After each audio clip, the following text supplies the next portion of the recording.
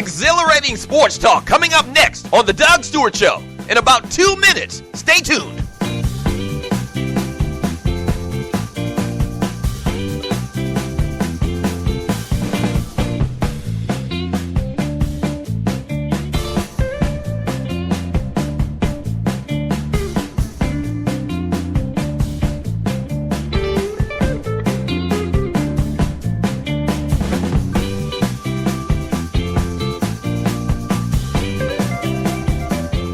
We're about to have some fun. That's right, sports talk, guy talk, right here on The DOug Stewart Show. Show coming up in about a minute and a half. Hold on.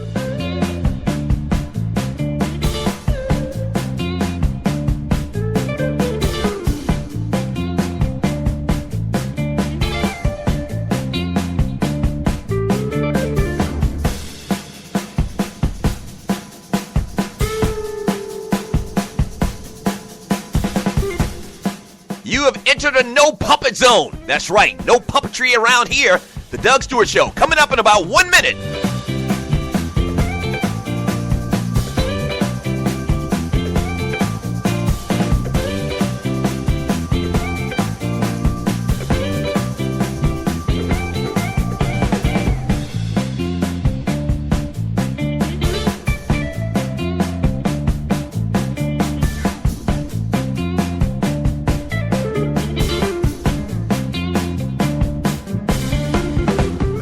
The realest, treeless, most unfiltered sports and guy talk show in America. The DOug Stewart Show coming up in about 30 seconds. Yes!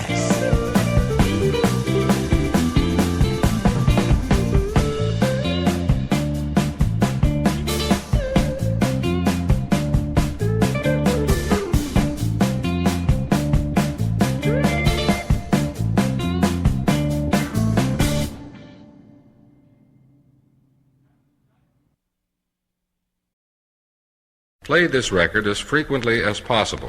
The DOug Stewart Show is the best in the world as far as I'm concerned. This is sports talk for the people. The DOug Stewart Show. It's like the tail wagging the dog. They create the narrative. Don't believe it. Don't fall for the banana in the tailpipe. Or are you not entertained? This is sports talk with hot sauce. Texas Pete hot sauce. The DOug Stewart Show. Yeah!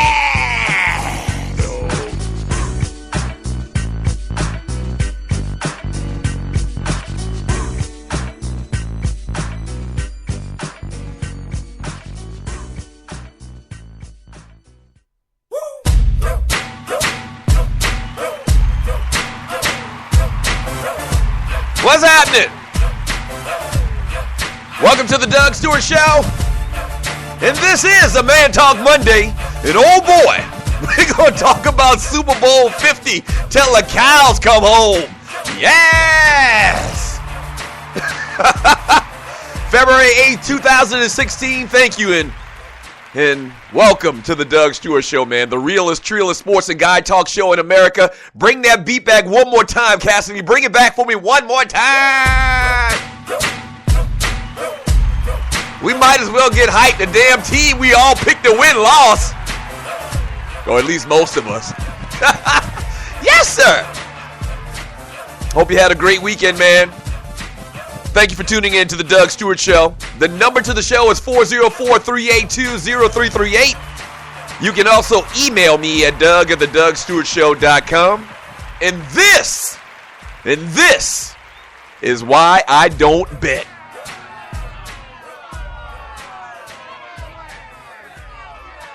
This is the exact reason I don't bet. This is the exact reason I don't bet, because of ish like this.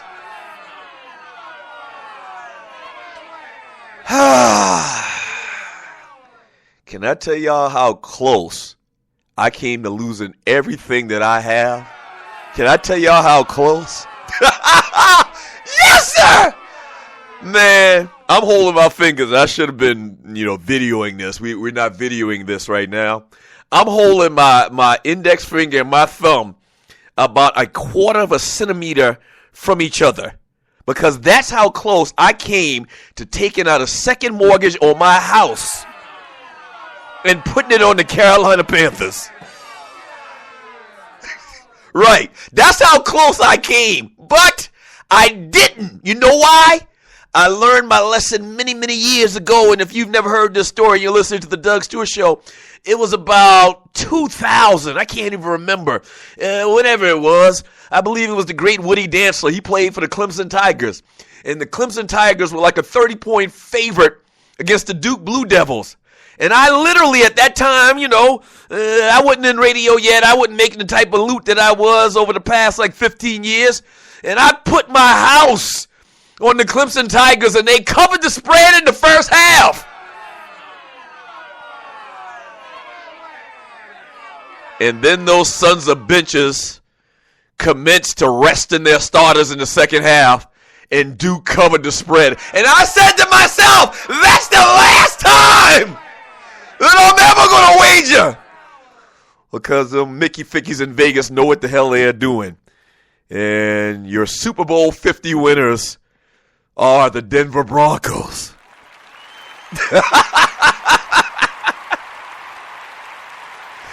And you're listening to the Doug Stewart Show. All right, man, we're going to get into all of this, and I just remembered that story, man. Whenever I get close to wagering, man, on sports, I always just remember that time when you felt like the lowest, form of humanity possible. When you bet everything you had, you bet a whole check. I bet a whole check on the Clemson Tigers, man. And so that was my lesson. And usually if you're a gambler and you talk to different gamblers, they'll have that same story. They'll have that same story about the game. They can remember the game in which, they decided that this wasn't for me and that you're not going to beat Vegas at their thing. And that was my game, man. That was my game. And last night, man, more evidence of the fact, man, is this is sports. This is the best reality show in the world. And it wasn't just me, and you're listening to the Doug Stewart Show. It wasn't just me. I'm going to say 80% of the analysts that I watch at all the pregame shows yesterday, read all the columns for the last 2 weeks. I'm going to say 80% of the quote-unquote experts and the analysts picked the Carolina Panthers to win this game yesterday, but such was not the case. As simple as that. As the Denver Broncos do go ahead and win Super Bowl 50, 24-10. Congratulations to the Denver Broncos. Congratulations to Peyton Manning. Congratulations to Gary Kubiak. Congratulations to Wade Phillips, who did a tremendous job. And we're going to give out balls and busters all day long today on the Doug Stewart Show. Speaking of which, man, if you're new to the Doug Stewart Show, thank you for tuning in, man. What took you so long? We have the greatest sports and guy talk show in America. We do. Couple things you need to do if you're going to join us on the Doug Stewart Show Monday through Friday from 10 a.m. to 12 p.m. Eastern Time is you need to follow the show on Spreaker.com. So go to Spreaker, find the show, search and find the show, and then hit the follow button. So whenever a show goes live, not just my show, but any of the other shows on the network, you will be alerted. So do that. And then you need to hit the chat bubble and jump into the chat room. We have the best chat room in America. We do. I call it the Sports and Guy Fantasy Island of Sports Chat. And its inhabitants are the Stewies. Yes, good morning to you, Stewies. Good morning to all of the Stewies out there. Shouts out to Mocha Bella. Shouts out to Loose Neck Human Psy, RC, Grego, Sluggo, Boosa, That Ninja, Vern from Jersey. Good morning to you. I hope you didn't bet your life savings on the Panthers. Damn. And you know what? You know what's funny about it, man? Another one of my things, just like I've got this story about how, I lost my shirt betting on a college football game, the Clemson Tigers and the Duke Blue Devils, probably some 15, 20 years ago. Another thing that I always tell myself is, defense wins championships. And if you're in a championship game, and somebody, I'm sure we mentioned this last week, if you're in a championship game, you've got a dominant defense, and you've got this, I guess in relative terms, when you're talking about Carolina and Denver in the Super Bowl, a dominant offense. And we're going to get into the futility of Peyton Manning this past weekend. I mean, just absolutely. I mean, he's a Super Bowl champion, but I don't know.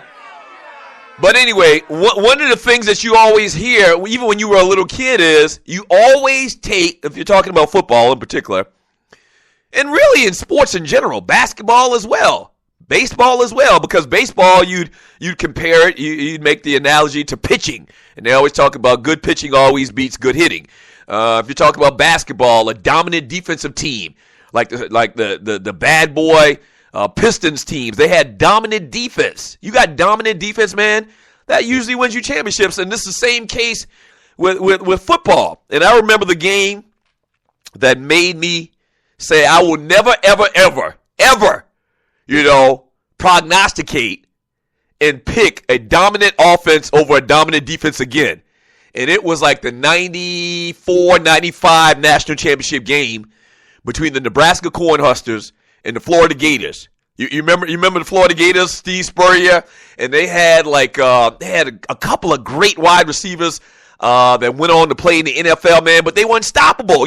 Spurrier was ahead of his time, really, in college football, as far as running 4 or 5 wide receivers and, just dominating offensively.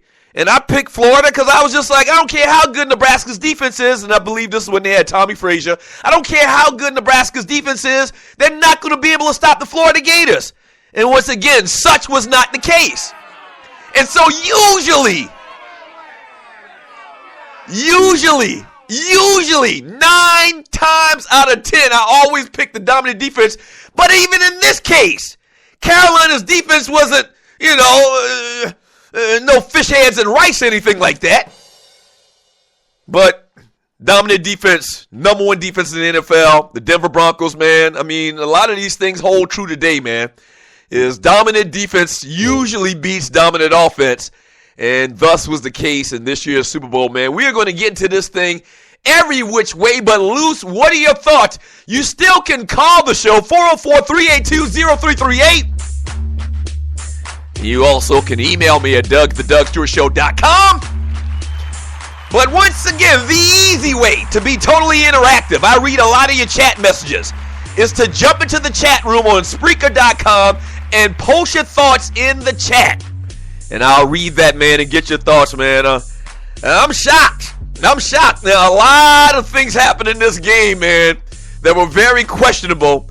One of the key things in this game was that catch or non-catch by Jericho Cotchery. I want to talk about that. I want to talk about some of the numbers. We're going to hit this thing once again, every which way but loose, today on the Doug Stewart Show. And if you listened to me over the last 2 weeks saying how Carolina was going to dominate this game, and you put your hard-earned money on it, believing in what I had to say, I tell you all the time, don't do that. Don't listen to me.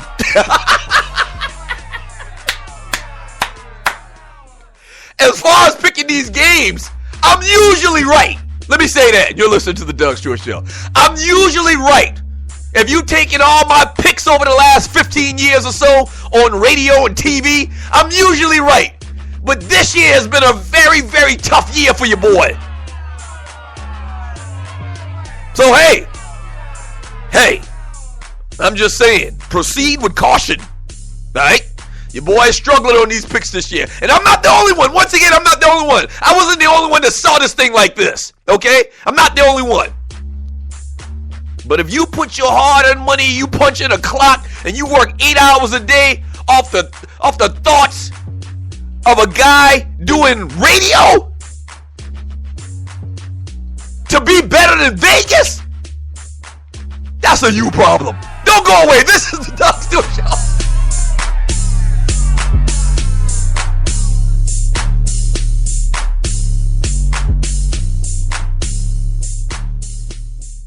What is ID Life?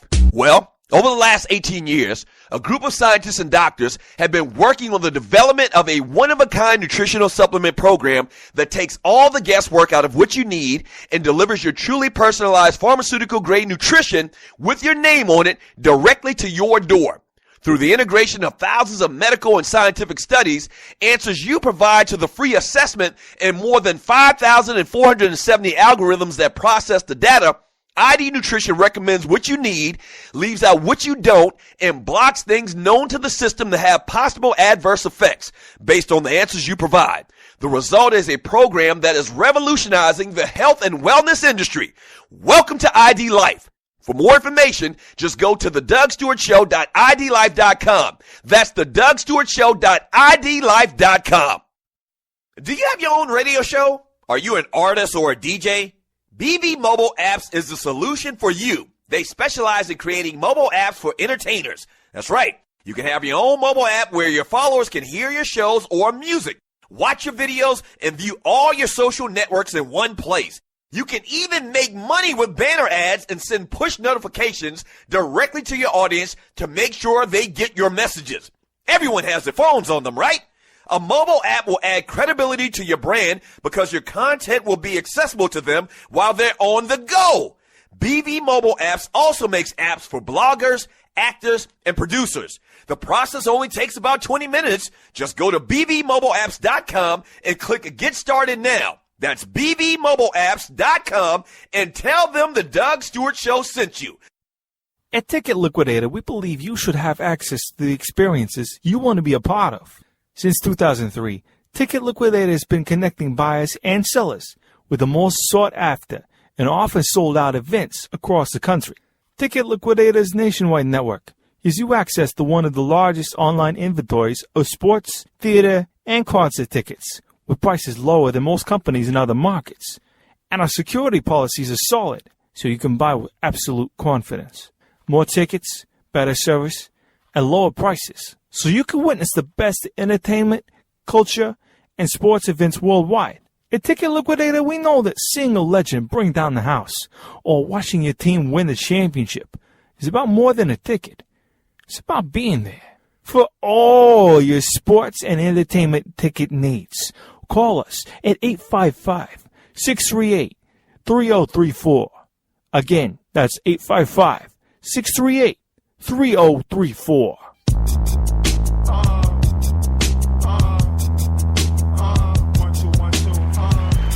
Welcome back to the Doug Stewart Show. Man Talk Monday. Alright, so y'all hear in the background Dead Prez. This is probably their number one hit of all time. Today, on the Stewart Media and Entertainment Network, man, we have the return of the Poe Politicking Show.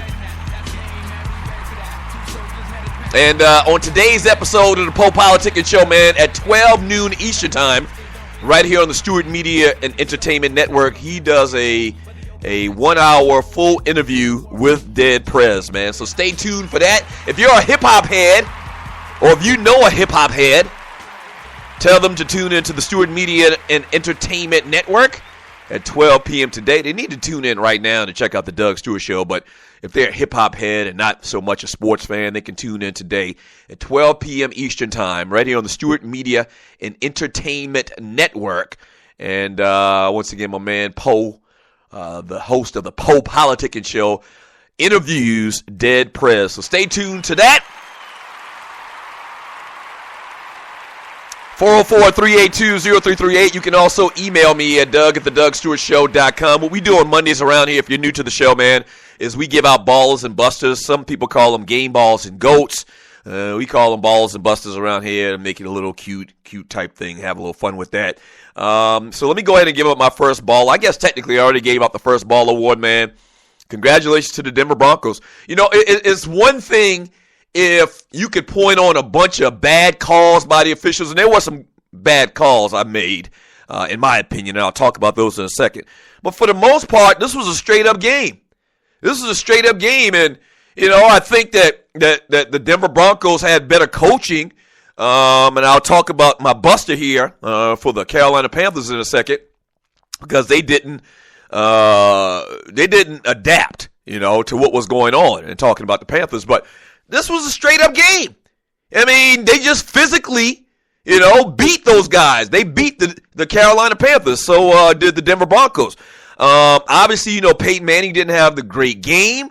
Really, they won this game despite Peyton Manning. if you want to be totally honest. Now, I'm not saying Peyton Manning's one of the greatest, or is not one of the greatest quarterbacks of all time. I've said that many times before. And with this second Super Bowl win, you might could put him at, I don't know, 2, 3 of all time. He's got 2 Super Bowl rings. I mean, it is what it is. But the Denver Broncos do go ahead and win 24-10 yesterday, beating the Carolina Panthers. My first baller of the day, man, goes to Von Miller. He had 2.5 sacks. He hit the quarterback, I think, 7 times, they said, man. He was just all over the place. He was a madman. And if you follow me on social media, and you can follow me on social media, on Twitter, Facebook, Instagram, all at the DOug Stewart SHow. But he was a madman, and I posted on social media after the game that dude, to me, really basically is the reincarnation of Derek Thomas. Rest in peace. Former Kansas City Chiefs. It's funny, they wear the same number and everything. But if you're younger and you don't remember Derek Thomas, he's probably been dead now, I'm going to say, I don't know, maybe 8-10 years. If you don't remember Derek Thomas at the height of his career for the Kansas City Chiefs, man, I remember on a Thursday night game or a Sunday night game or something like that where he had like 6 sacks in one game. He was a beast, and he's just like Von Miller, man. And Von Miller played yesterday like some kind of freaking, like the great Lawrence Taylor said, like some kind of crazed animal. He did. Like a wild pack of wolves. And Von Miller was the leader of those Wolves, man. Ball award to him. The second pick in the draft in 2011, right behind Cam Newton. Ball award to Von Miller. What's the thing? How did they determine who gets to go to Disney World or Disneyland or whatever it may be? Because Peyton Manning's going.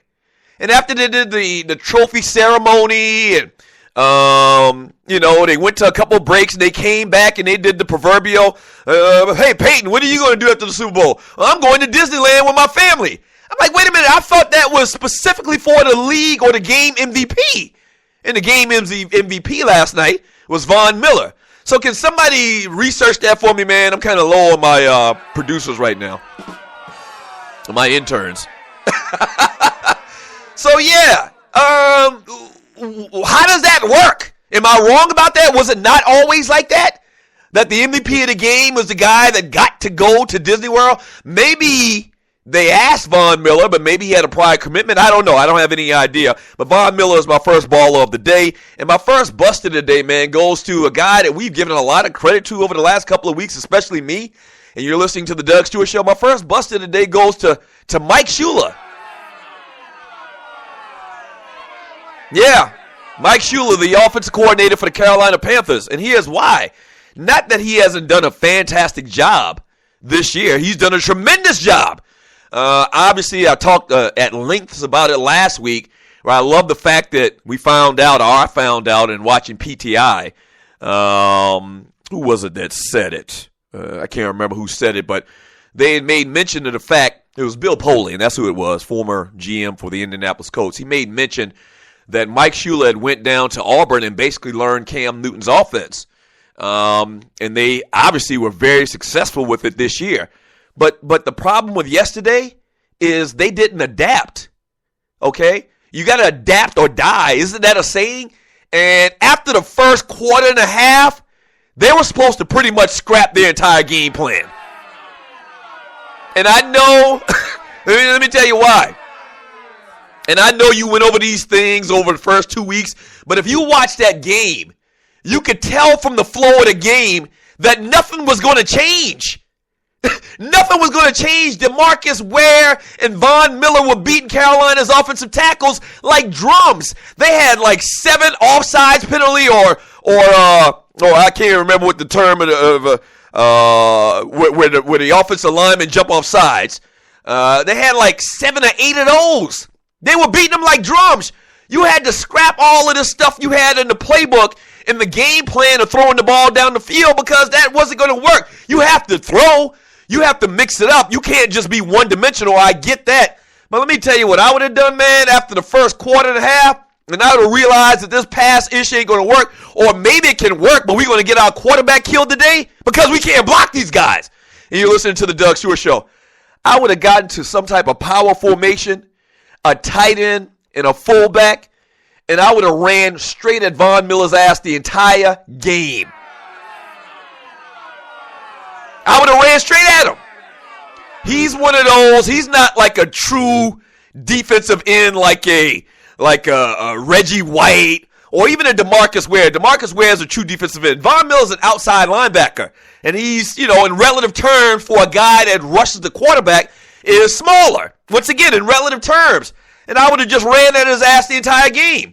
And I would have probably mixed it up and done some play action. They had that in that book, in their playbook. They could do that. You weren't going to sit back there and let Cam Newton pass the ball. The Denver Broncos weren't going to let you do that. And I talked about it for the last couple of weeks, man. And Carolina, all they were going to do was pin their ears back and go after Peyton Manning. We were talking about Peyton Manning and the stats.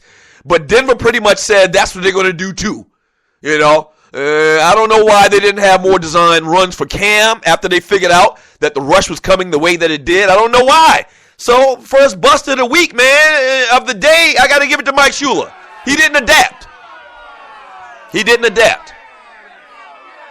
He did not adapt, man. What are your thoughts? 404-382-0338. You can also email me at DougStewartShow.com.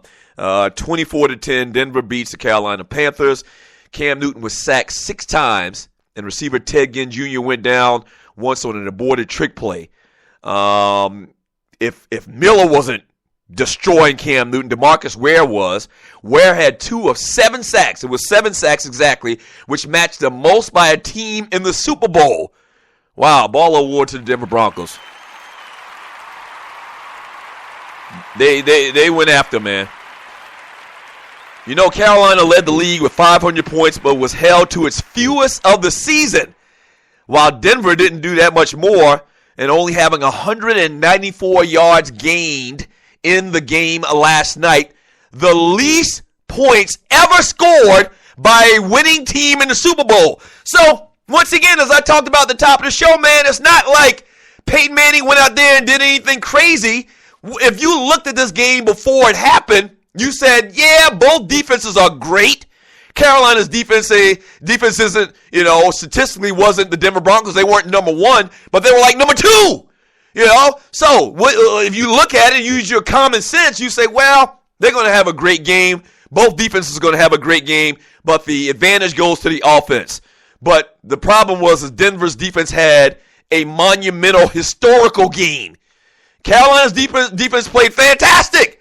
They allowed the Denver Broncos 194 yards total offensively. You can't get mad at anybody. You can't really get mad at anybody.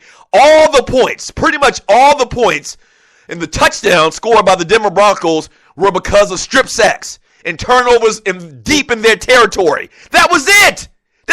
You can't really get mad at anybody. You can't get mad at Cam Newton because he didn't have time to pass the ball. You can't get mad at the defense because they damn near stopped Denver the entire day. Who do you get mad at? At the end of the day, man, Denver was just a better team. Simple as that.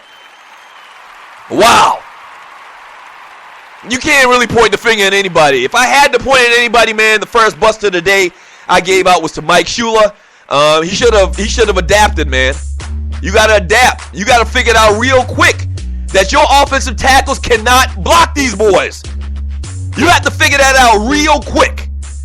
And then I would have pounded Von Miller's ass. We would have ran toss sweep to his side the entire night. I'm from the old school where we ran the football back in the day. Yeah, I would have, I would have put Tauberts back there. I would have put Greg Olsen. I would have put 2 tight ends on one side. We would have overloaded one side, and we would have ran straight at Von Miller. Your ass want to rush all night? We got something for you. Let's see how you play the run. Not that he can't play the run, but we're going to really see how you can play the run. We're not just going to let you go back here, pin your ears back, and just rush and kill our quarterback all night. We're going to run straight at your monkey ass.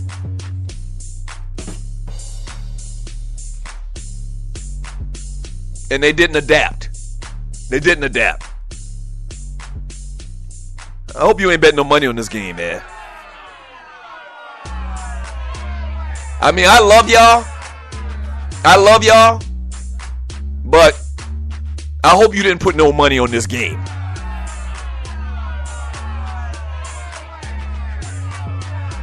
Yeah.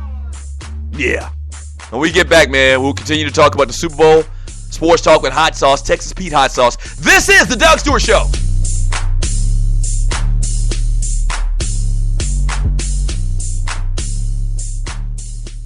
At Ticket Liquidator, we believe you should have access to the experiences you want to be a part of.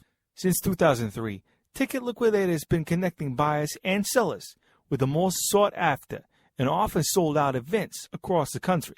Ticket Liquidator's nationwide network gives you access to one of the largest online inventories of sports, theater, and concert tickets, with prices lower than most companies in other markets. And our security policies are solid, so you can buy with absolute confidence. More tickets, better service, and lower prices, so you can witness the best entertainment, culture, and sports events worldwide. At Ticket Liquidator, we know that seeing a legend bring down the house or watching your team win the championship is about more than a ticket. It's about being there. For all your sports and entertainment ticket needs, call us at 855-638-3034. Again, that's 855-638-3034. Fantasy sports fans are winning huge cash prizes every day at DraftKings.com. America's favorite place to play daily fantasy sports. Daily fantasy means no season-long commitments. Play whenever you want. Just pick your sport and draft your team. It's like a new season every time you play, so you're never stuck with the same players. Last year, $300 million were won at DraftKings.com, and you could be next to win big. Go to DraftKings.com now and enter promo code STU to play for free. That's STU for free entry now at DraftKings.com. Also, if you use promo code STU, DraftKings will match your initial deposit up to $600. Deposit $600, play with $1,200.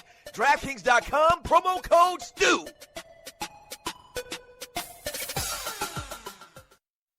This is your folk, Doug Stewart. Want to protect you and your family from life's unexpected mishaps? Then join 7. Join 7 is a prepaid legal company under the umbrella of the Protection Group.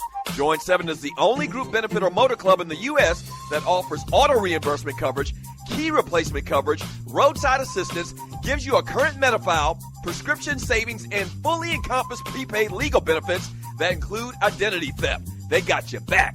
The average combined cost to purchase these benefits individually is over $850 a year. Join today and take advantage of all 7 for $17 a month. They've been around for over 20 years, so check them out by clicking on the banner link on my page, theDougStewartShow.com, or the app. Just go ahead and join 7.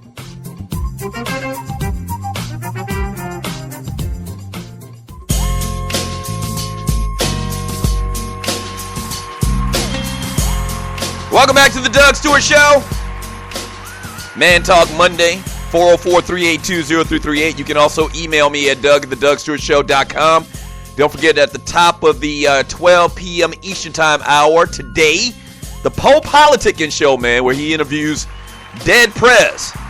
That's right, hip-hop group. So if you're a hip-hop head, stick around. The Doug Stewart Show is brought to you by ID Life. What is ID Life? ID Life is nutritionalized or individualized nutrition. If you want to get more details, man, about this great product, supplements, have you, go to the Doug Stewart Show.idlife.com. Once again, the Doug Stewart Show.idlife.com. Take a free assessment and check out the great products, man. Get yourself together in 2016, all right? 404-382-0338. You can also email me at Doug@theDougStewartShow.com. Peyton Manning is the first quarterback to win Super Bowls with 2 franchises. Ball award to Peyton Manning, even though he didn't really do a damn thing last night. Now, I'll say this. He completed some passes. The best drive they had the entire night was the first series, where the Carolina Panthers blitzed a couple of times and Peyton was able to get the ball out before the blitz got there. He completed on a couple of passes. But even that, they only kicked the field goal. Real, I guess, non-consequential night in the fact that he didn't throw any touchdown passes or anything, but he didn't lose the game.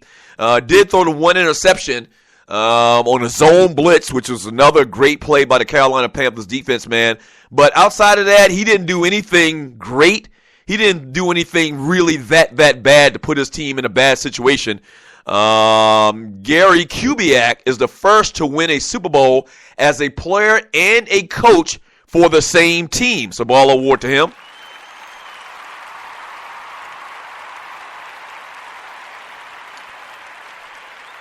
Let's see what else we got here. You're listening to the DOug Stewart Show. Indianapolis, or Gary Kubiak, I just mentioned, was the first quarterback to win a Super Bowl as a player and as a coach for the same franchise. I talked about Peyton Manning.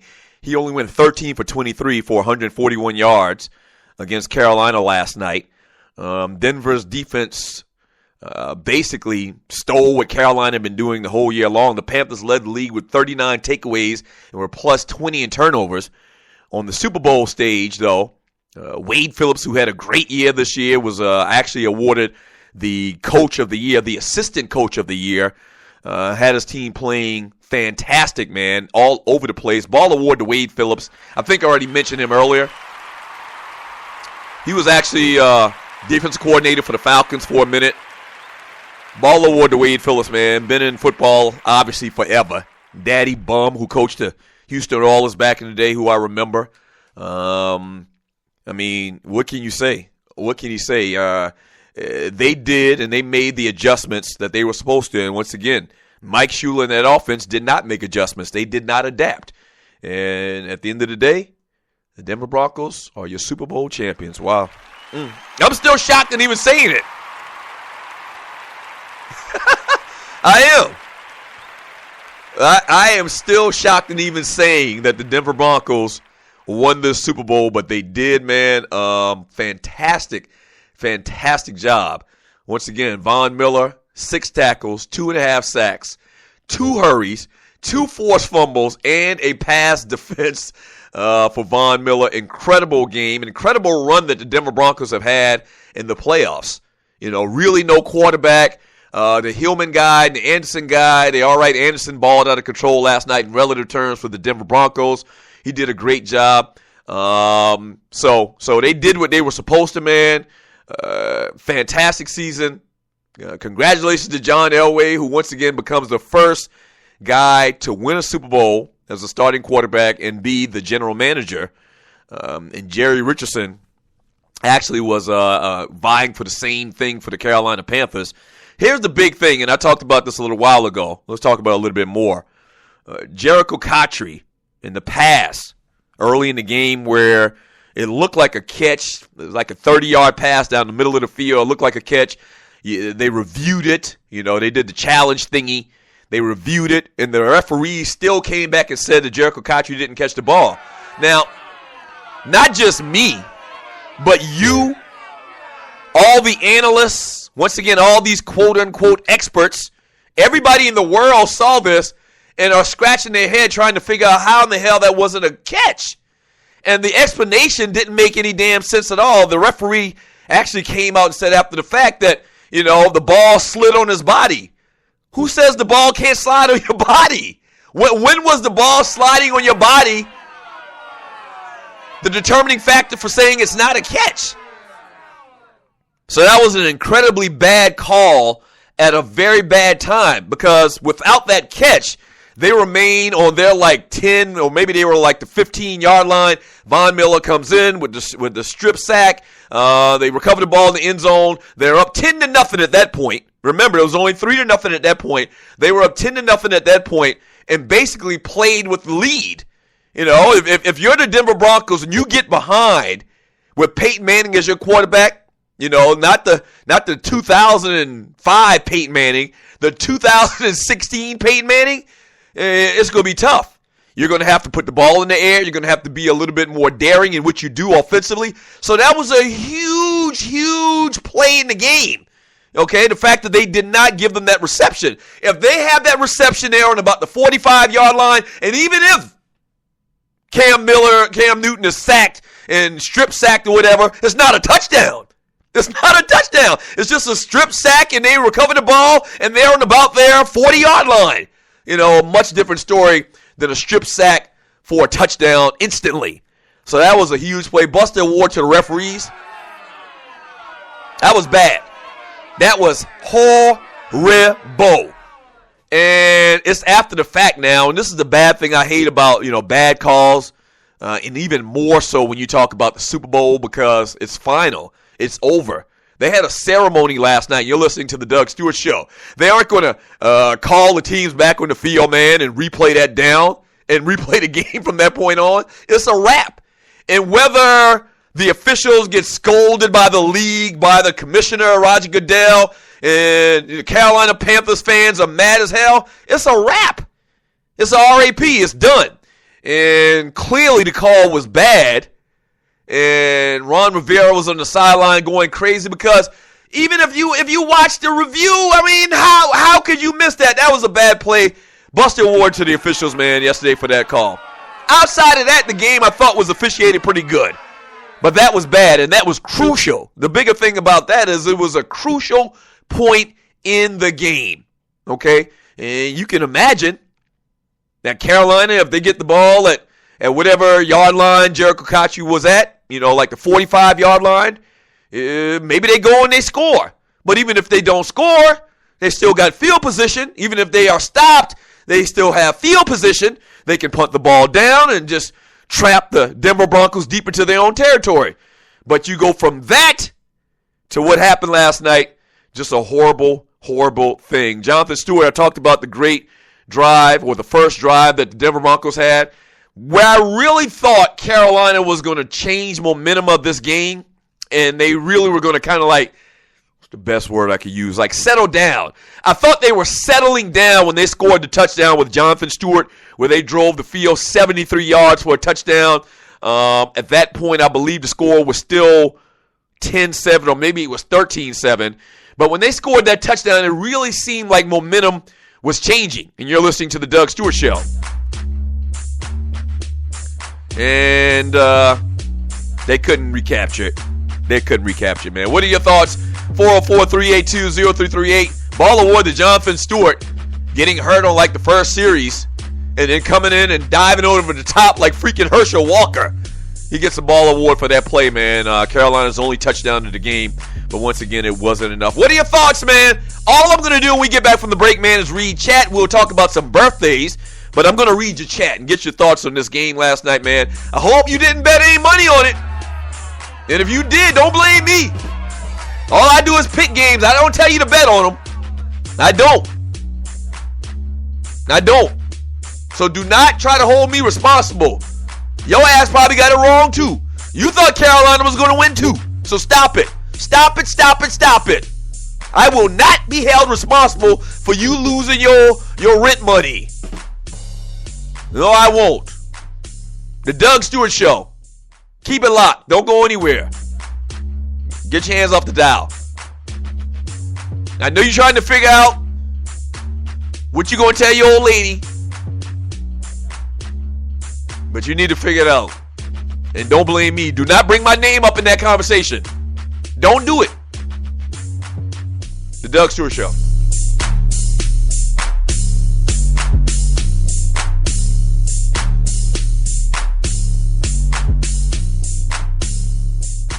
Fantasy sports fans are winning huge cash prizes every day at DraftKings.com. America's favorite place to play daily fantasy sports. Daily fantasy means no season-long commitments. Play whenever you want. Just pick your sport and draft your team. It's like a new season every time you play, so you're never stuck with the same players. Last year, $300 million were won at DraftKings.com, and you could be next to win big. Go to DraftKings.com now and enter promo code STU to play for free. That's STU for free entry now at DraftKings.com. Also, if you use promo code STU, DraftKings will match your initial deposit up to $600. Deposit $600, play with $1,200. DraftKings.com, promo code STU. Do you have your own radio show? Are you an artist or a DJ? BB Mobile Apps is the solution for you. They specialize in creating mobile apps for entertainers. That's right. You can have your own mobile app where your followers can hear your shows or music, watch your videos, and view all your social networks in one place. You can even make money with banner ads and send push notifications directly to your audience to make sure they get your messages. Everyone has their phones on them, right? A mobile app will add credibility to your brand because your content will be accessible to them while they're on the go. BV Mobile Apps also makes apps for bloggers, actors, and producers. The process only takes about 20 minutes. Just go to bvmobileapps.com and click Get Started Now. That's bvmobileapps.com and tell them the Doug Stewart Show sent you. This is your folk, Doug Stewart. Want to protect you and your family from life's unexpected mishaps? Then join 7. Join 7 is a prepaid legal company under the umbrella of the Protection Group. Join 7 is the only group benefit or motor club in the U.S. that offers auto reimbursement coverage, key replacement coverage, roadside assistance, gives you a current Medi-File, prescription savings, and fully encompassed prepaid legal benefits that include identity theft. They got your back. The average combined cost to purchase these benefits individually is over $850 a year. Join today and take advantage of all 7 for $17 a month. They've been around for over 20 years, so check them out by clicking on the banner link on my page, theDougStewartShow.com, or the app. Just go ahead and join 7.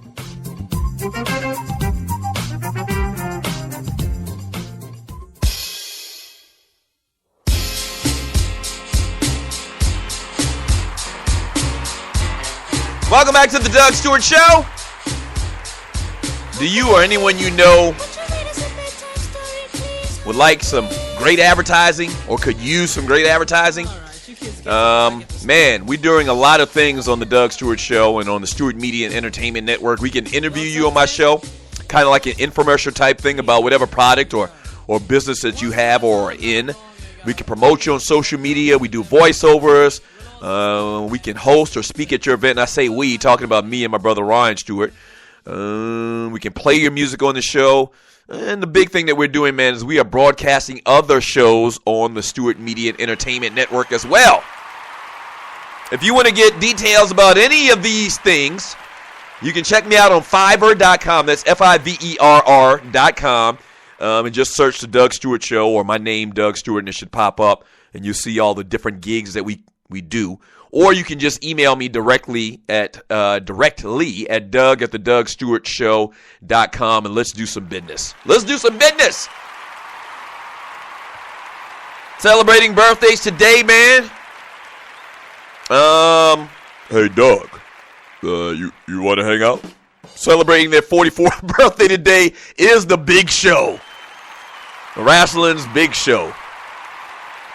And if you're not an old school Two Live Stews listener, you may not have caught that little reference just now. But the Big Show actually, or a facsimile thereof, used to call our show, and he was kind of strange. He always wanted to hang out with me and go and, have dinner and stuff like that. I was like, Big Show, I don't get down like that. So anyway, we had him in studio one time many, many years ago, man. This is absolutely the biggest show that you've ever seen. This guy's, it's unbelievable how big this guy is. His fingers are like Roger Wood sausages. Seriously, one of that man's fingers is like a Roger Wood sausage. So he turns 44 years old today. Happy birthday to him. Klay Thompson, guard, shooting guard. Maybe, is he small forward or shooting guard? Anyway, I think he's a shooting guard. Klay Thompson, Michael Thompson's little boy, Golden State Warrior, turns 26 years old today. Happy birthday to him. Pooch Hall from BET's The Game turns 39 years old today. The show started going down after he left. He is kind of a corny dude, but he was good on there. I like Pooch Hall. He turns 39 years old today. He's on what's the name of the TV show on HBO? Drawing a blank. Somebody will tell me in the chat room. Very good show on HBO. He plays one of the main characters' sons. Somebody will tell me, I'll remember in a second. But he turns 39 years old today. Happy birthday to him. And also, turning how old? Kimbo Slice is only 42 years old today? Wait a minute. Okay, I guess that makes sense, but Kimbo looked hard as hell to be 42. You know we're talking about, man, a street fighter who got fame from beating the hell out of people in the backyards of Miami, man. And after that, for a couple of years, got invited to become a part of MMA, and had been doing that for a little while. Before he became a backyard brawler, he played linebacker for the University of Miami and competed for a roster spot on the Miami Dolphins. I heard the thing about the Dolphins, but I didn't know, and I thought the thing about the Dolphins was kind of like an open workout type thing, and somebody allowed Kimball to go out there. They said he was a hellified football player in high school, and clearly you can tell he's an athlete. I mean, an incredible athlete. But I did not know, and maybe he signed with the Miami Hurricanes, and he never went, because clearly, you know, I haven't seen a meme or a picture out there of Kimball Slice in a Miami Hurricanes uniform. But anyway, he turns 42 years old today. Happy birthday to him. And also celebrating a birthday today is, who do we got? Project Pat. Chicken Head. Chicken Head. That dude, 43 years old today. You know, 3 6 Mafia fame. If you're a hip-hop head, Memphis rap group. He's actually the brother of Juicy J, who I think was the producer of 3 6 Mafia. And so he has a birthday today as well. Happy birthday to all of those cats. If you got a birthday and you want me to give you a shout-out on the DOug Stewart Show, we can do that. We love to give out birthday shout-outs around here on the DOug Stewart Show. Buster Award, man, and I don't know if y'all have already hit it yet, but I want to do it before I even forget. Buster Award to Bill Romanowski.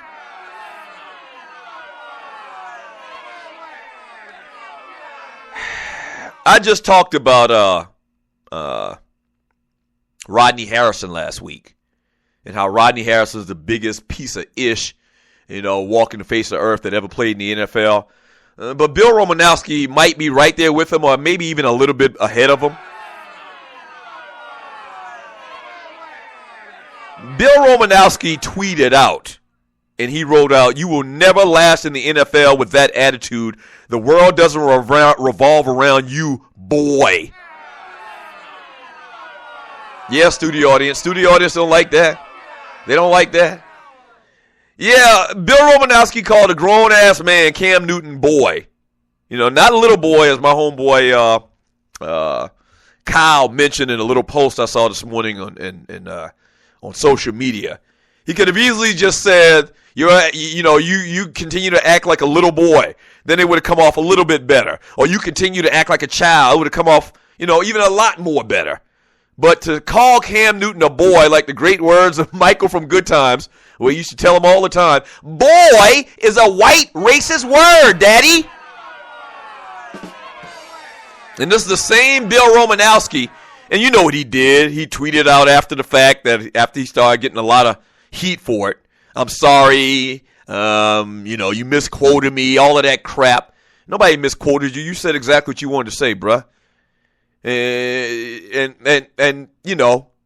clearly, Bill Romanowski, as I said earlier, is, 10,000 degrees below fly-ish. And he spit on somebody's face. Whose face did he spit on back in the day when he played in the NFL? Split on, I believe it was J.J. Stokes.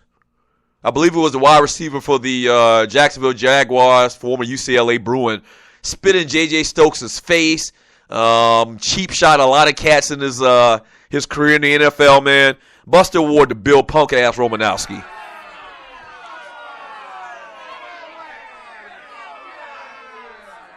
You said exactly what you wanted to say, folk. You did. 404-382-0338 is the number to the show. Speaking of which, Cam Newton, man, last night taking a lot of heat. Couple of things Cam did last night. One, the fumble late in the game where I believe they were down. I believe they were down by 10 at the time, or maybe they were down by 13 at the time. But the fumble where Cam didn't try to, it looks like he reached for it, but then he stopped for a second and kind of came to his senses like, if I jump in here, it kind of looked like if I jump in here, then I might injure myself. I might get hurt. You got to go for that football. I mean, you do. And I don't know what was going through his mind. And someone made mention of the fact that maybe he thought that it was a pass, and in his mind, because things were happening so fast, he kind of confused it with the scenario with a touch punt, a muffed punt or something like that. I don't know. But you got to go and try to get that football back, and he didn't. He didn't to the degree he's supposed to. He's supposed to sell out to go and get that football back. And then he's also taking a lot of crap for, how he, quote unquote, conducted himself at the post-game press conference, where clearly dude didn't want to be there, mumbled his answers, was distraught. He's young, and I'm not going to try to make excuses for him because I believe I probably would have handled it a whole lot different. You got to show class all times, not just when you're winning, but also when you're losing. He could have handled it better, but I don't think it's that big of a deal. The guy was mad. They didn't play the game that they thought they were going to play. They didn't play the game that they had played the entire year. And now listen, I'm probably the wrong person to ask about this because my mama and my brother will tell you when I was a kid, I was a powder. I cried my ass off every time we lost a game. Up until I got to 7th, 8th grade. We're talking small fry. We're talking pee-wee football. Every time we lost a game, I cried like a little bitch. Ah, we lost! Dougie, calm down. It's okay. No, it's not! We lost! Ah!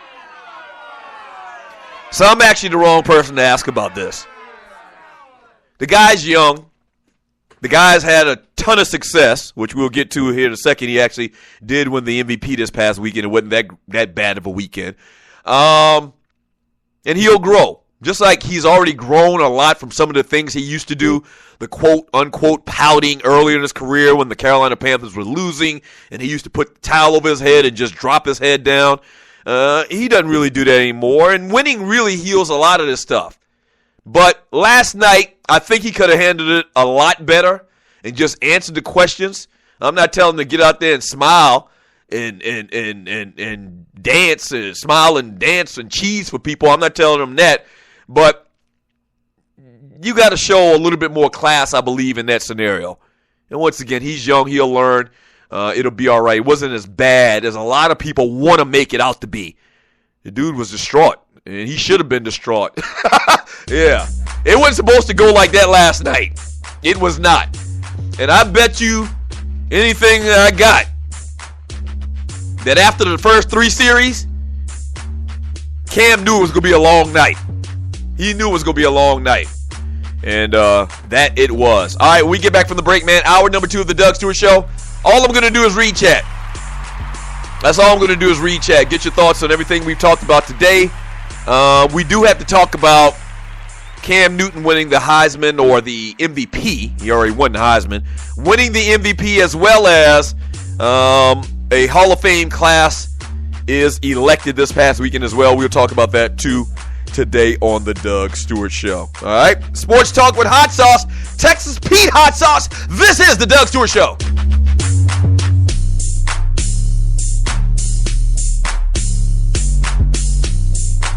Do you have your own radio show? Are you an artist or a DJ? BB Mobile Apps is the solution for you. They specialize in creating mobile apps for entertainers. That's right. You can have your own mobile app where your followers can hear your shows or music, watch your videos, and view all your social networks in one place. You can even make money with banner ads and send push notifications directly to your audience to make sure they get your messages. Everyone has their phones on them, right? A mobile app will add credibility to your brand because your content will be accessible to them while they're on the go. BB Mobile Apps also makes apps for bloggers, actors, and producers. The process only takes about 20 minutes. Just go to bbmobileapps.com and click Get Started Now. That's bbmobileapps.com and tell them the Doug Stewart Show sent you. At Ticket Liquidator, we believe you should have access to the experiences you want to be a part of. Since 2003, Ticket Liquidator has been connecting buyers and sellers with the most sought-after and often sold out events across the country. Ticket Liquidator's nationwide network gives you access to one of the largest online inventories of sports, theater, and concert tickets, with prices lower than most companies in other markets. And our security policies are solid, so you can buy with absolute confidence. More tickets, better service, and lower prices, so you can witness the best entertainment, culture, and sports events worldwide. At Ticket Liquidator, we know that seeing a legend bring down the house or watching your team win the championship is about more than a ticket. It's about being there. For all your sports and entertainment ticket needs, call us at 855-638-3034. Again, that's 855-638-3034. National Debt Relief is one of the country's largest and most reputable debt settlement companies, made up of energetic individuals who are passionate about helping thousands of Americans with debt relief. Most importantly, we're all about helping our customers through a tough financial time in their lives with education and individual customer service. We're dedicated to helping individuals and families rid their lives of burdensome debt. Specializing in debt settlement, and they've also negotiated settlements for thousands of creditor and collection accounts. Providing clients with both expertise and proven results, this means helping customers in time of hardship to get out of debt with the least possible cost. It can also mean conducting financial consultations, educating the customer, and recommending the appropriate solution. Core Services offer debt settlement as an alternative. I repeat, alternative to bankruptcy, credit counseling, and debt consolidation. National Debt Relief is your #1 advocate group to help you reestablish financial stability as quickly as possible. So give us a call at 844-828-4975. Again, that's 844-828-4975, and work it out. Doug Stewart here to tell you about the folks at Strickland Security and one of their new security services. As I've told you before, these guys are your security experts, but what you didn't know is that they also handle security coverage for celebrities and special events here in Atlanta. Due to popular demand, the team at Strickland Security has created Celebrity Night Out Security Transportation Service. Want to impress the wife or girlfriend? Want to make sure your wife or your daughter is safe while out on the town with friends? You need this service. With a Celebrity Night Out service, 2 licensed and trained security professionals in black suits will pick you up in a black SUV and will deliver you and your party to your destination. These trained professionals can either stay by your side during the evening or wait for you outside. With these guys, you can truly relax and enjoy yourself because they're going to ensure your safe return home. Uber is a great service, but let's face it, they don't have your back if something goes wrong. In other words, if something pops off, they gone. So, whether you're planning something special, attending a holiday party, or just looking to have a stress-free night on the town, contact the team at Strickland Security and ask them about the Celebrity Night Out service. Trust me on this one. You will look and feel like a true celebrity or the president and the first lady. Yes, sir. Contact Strickland Security at 800-422-9075 or StricklandSecurity.com. That's StricklandSecurity.com. Hour number 2 of the Doug Stewart Show, baby.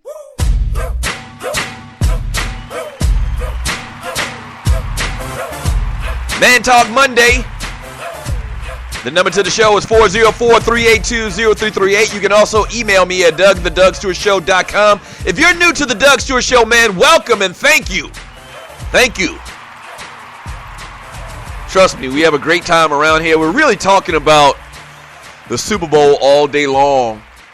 And it's really direct, and that's really all we're really getting into, man, and real technical for the most part. But, you know, usually around here, man, we clowning, having a good time, laughing, entertainment talk, hip-hop talk, urban culture, fun, shenanigans, jokes. I mean, that's what we do around here, too, on the Doug Stewart Show. You know something else about that game last night, man? If you played sports, you know how every once in a while it's just not your night. Is it me or was it me, or did the Denver Broncos get every single break possible? Mike Tolbert fumbled the ball last night for the first time this year. It seemed like every time Carolina fumbled the ball, Denver got it. And it seemed like every time Denver fumbled, I'm going to guess, the ball was in the ground probably 4 times. And I think they only lost 1 fumble. So it seems like every time something could go wrong for Carolina, it did. And every time something could go wrong for Denver, it was wrong, but they corrected it by recovering the fumble or something like that. Even defensively, Josh Norman had 2 interceptions.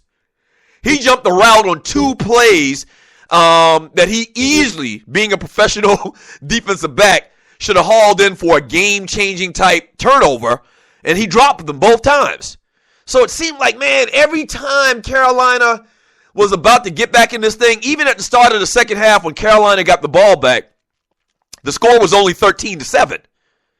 You know, as great and as many things that happened for Denver in the first half, and as many plays as they made with the Von Miller strip sack and everything, like they put mass heat on Cam Newton in the first half, they still were only up by 6 points.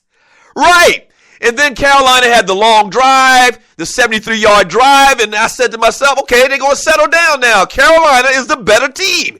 Mike Shuler's going to figure out a way to defend, these pass rushers. Maybe they'll stop, trying to drop Cam in the pocket and let him be, target practice for Von Miller and DeMarcus Ware. And maybe they'll pound the football, like I said earlier. Maybe they'll run straight at DeMarcus Ware's ass or Von Miller's ass. And no, they didn't do it.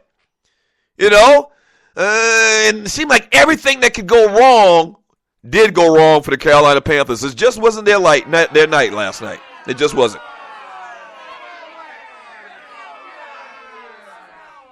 It just wasn't. 404-382-0338. You can also email me at DougStewartShow.com.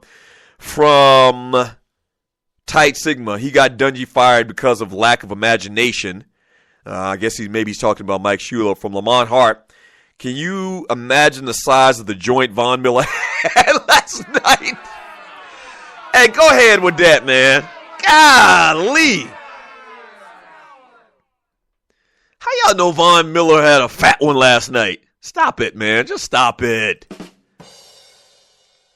I don't know who this. I think this is from Corey. He says, I read Peyton owns 2 companies in Louisiana that benefit directly from Budweiser doing well.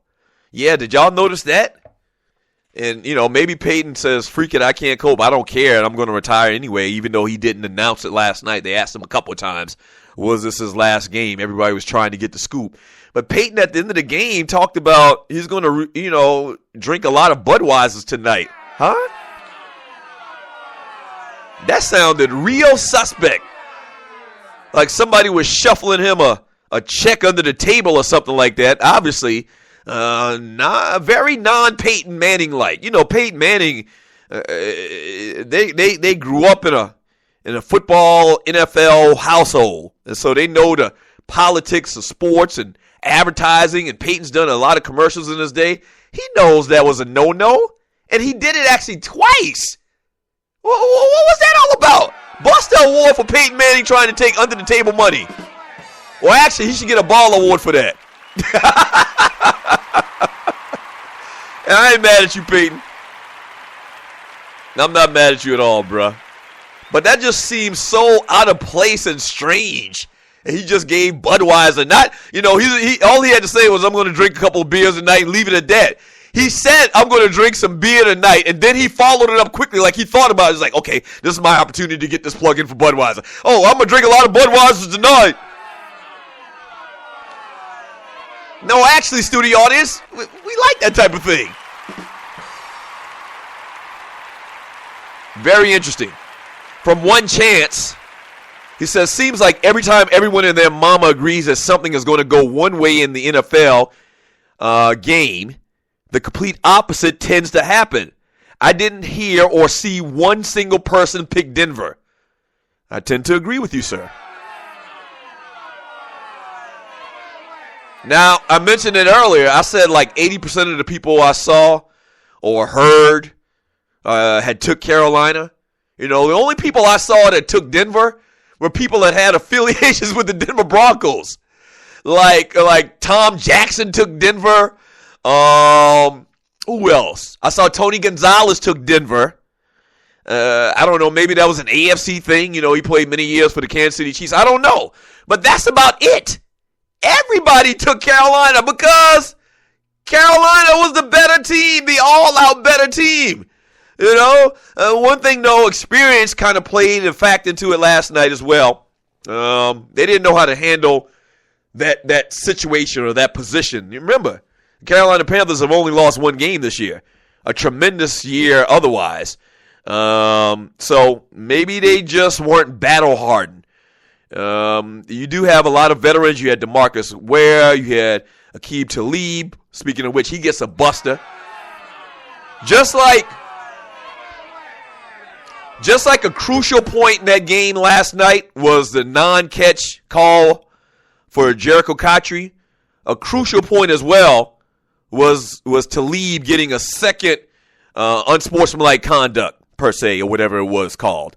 That was really the turning point. That could have been a turning point in the game last night, and he would have been blamed till the cows came home if at that point Carolina started to get settled down, get comfortable, and put some points up. But they bailed his ass out, and Denver actually went on and won the Super Bowl last night. 404-382-0338 is the number to the show. You can also email me at Doug@DougStewartShow.com. From J-Rob, nah, Doug, they're only down by 6. That would have been a game-tying winning drive. You have to die for that ball. Yeah. I mentioned earlier that a crucial point in the game was the and everybody's been talking about it. I'm not the only one talking about it. Is the strip sack fumble, and how if they would have called Jericho Cotchery's catch a catch, that would have probably switched the whole momentum of the game. And a lot of times, man, in sports, it's momentum, it's flow. And if Carolina goes up right there, 14-13, okay, and in effect Denver's playing from behind, and Denver has to start taking more risk, because basically Denver last night offensively, they ran the ball, tried to get a couple of first downs. They were 1 for 13 on third down. How do you win a freaking Super Bowl and you're 1 for 13 on third down? If you would tell any sports fan, any football fan, that a team went 1 for 13 in a game, not just any game, but the Super Bowl, that they would have won said game, it'll slap you. They say you a damn liar, slap taste out your mouth. But that's what happened last night. So, yeah, if the flow, if the circumstances are different, which this is a valid conversation. This is a valid conversation because it was a bad call. Everybody agrees it was a bad call, and it was funny that the broadcast actually had their own in-house, referee, former referee. I think his name was Blandino, Dean Blandino, or whatever his name was. They kept calling his name last night. Before they came back with the ruling on the challenge play, he was like, yeah, they're going to overturn the call. It was a catch.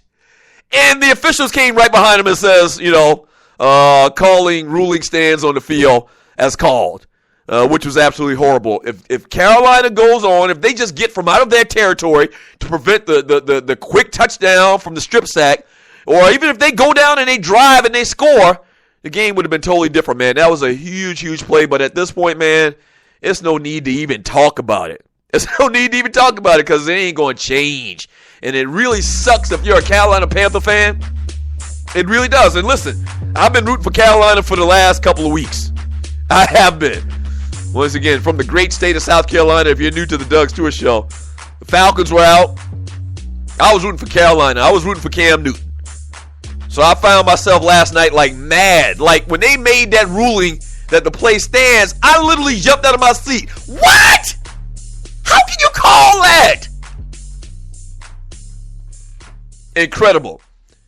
When Cam threw his interception and the defensive back for the Denver Broncos he was kind of stumbling and they knocked the ball out of his hand. And somehow, once again, like I said earlier, all of the breaks seemed like they went to Denver. When the Carolina Panthers couldn't recover that fumble, I literally jumped out of my seat. What? that type of night. It was that type of night. All right, when we get back from the break, man, Cam Newton wasn't that bad of a weekend in relative terms. We'll talk about that, and this year's Hall of Fame class is announced. The Pro Football Hall of Fame class is announced. We'll talk about that. I'll read more of your chat. Sports talk for the people. This is the Doug Stewart Show.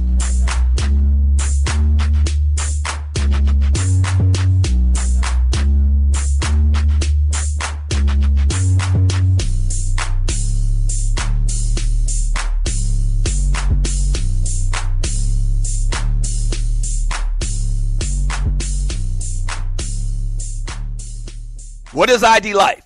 Well, over the last 18 years, a group of scientists and doctors have been working on the development of a one-of-a-kind nutritional supplement program that takes all the guesswork out of what you need and delivers your truly personalized pharmaceutical-grade nutrition with your name on it directly to your door.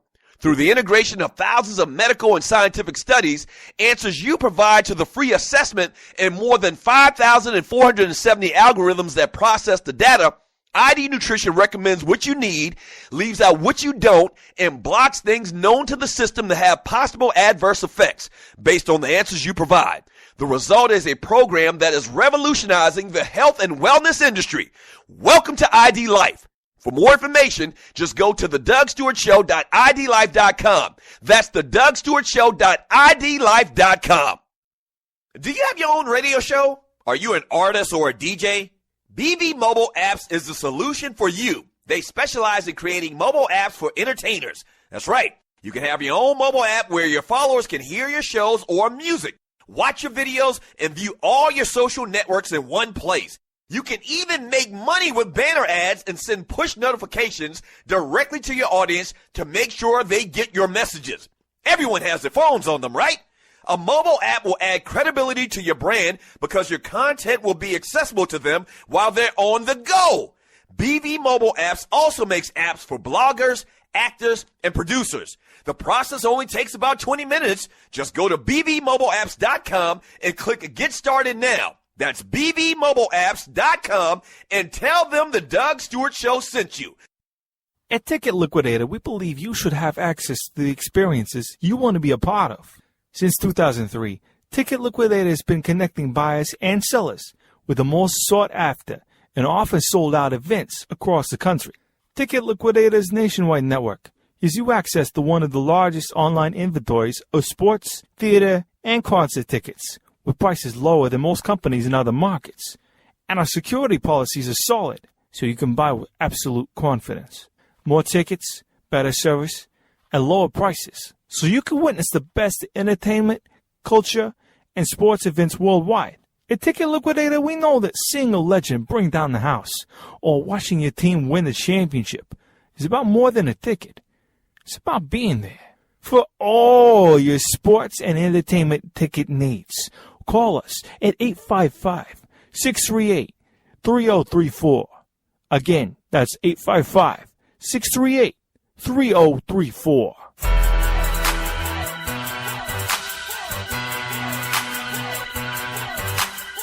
All right, so every time I hear this song from now on, I'm going to think of the return of the Two Live Stews on 640 WGST. We did the last episode of that this weekend, and I don't know where your boy's going to turn up, man. I don't know, man. It's hard out there for a player, man. Hey, thank you if you checked us out on 640 WGST. The Two Live Stews, we really do appreciate it, man. This was actually, that song was like part of our show open. So we did 24 weeks. That was the deal. We'll see what happens from here going forward. But if you tuned into the return of the Two Live Stews on 640 WGST, thank you very much. You can listen to any of the episodes that we did. The episode from this past weekend is up as well. You can listen to any of them on StewartMediaAndEntertainment.com. That's StewartMediaAndEntertainment.com. They're all logged and, as podcasts. You can check them out and have a good time with that. Ball Award, man, the Lady Gaga. I didn't know Gaga could sing like that. Damn. All right, so I'm not a Lady Gaga fan, but she sung the national anthem before the game yesterday, and I'm not a Lady Gaga fan. I mean, Every time I see Lady Gaga, she's, doing some kind of freaky, crazy, psychotic-ish, with her dress and the way she acts. But, outside of the red makeup on her eyebrows, her eyelids, she was, reasonably dressed. And she sung the hell out of the national anthem, man. Ball award to her. I didn't know she got down like that. Damn. We about to have a quorum. We about to have a quorum on top 5 all-time white female singers. You got Adele. You got I don't know who you got. Tina Marie. You got Lady Gaga. You got what's the little chick's name? I think she's the best out of them all, man. I can't remember her name right now as well, but yeah, we might have a quorum. When I say a quorum, we might have 5 people that we could actually do a vote on as far as the top 5 white female singers of all times, because she blew it out the water yesterday. Ball award to her. The performance at halftime by Coldplay, Beyonce, and the little dude Mars Bruno.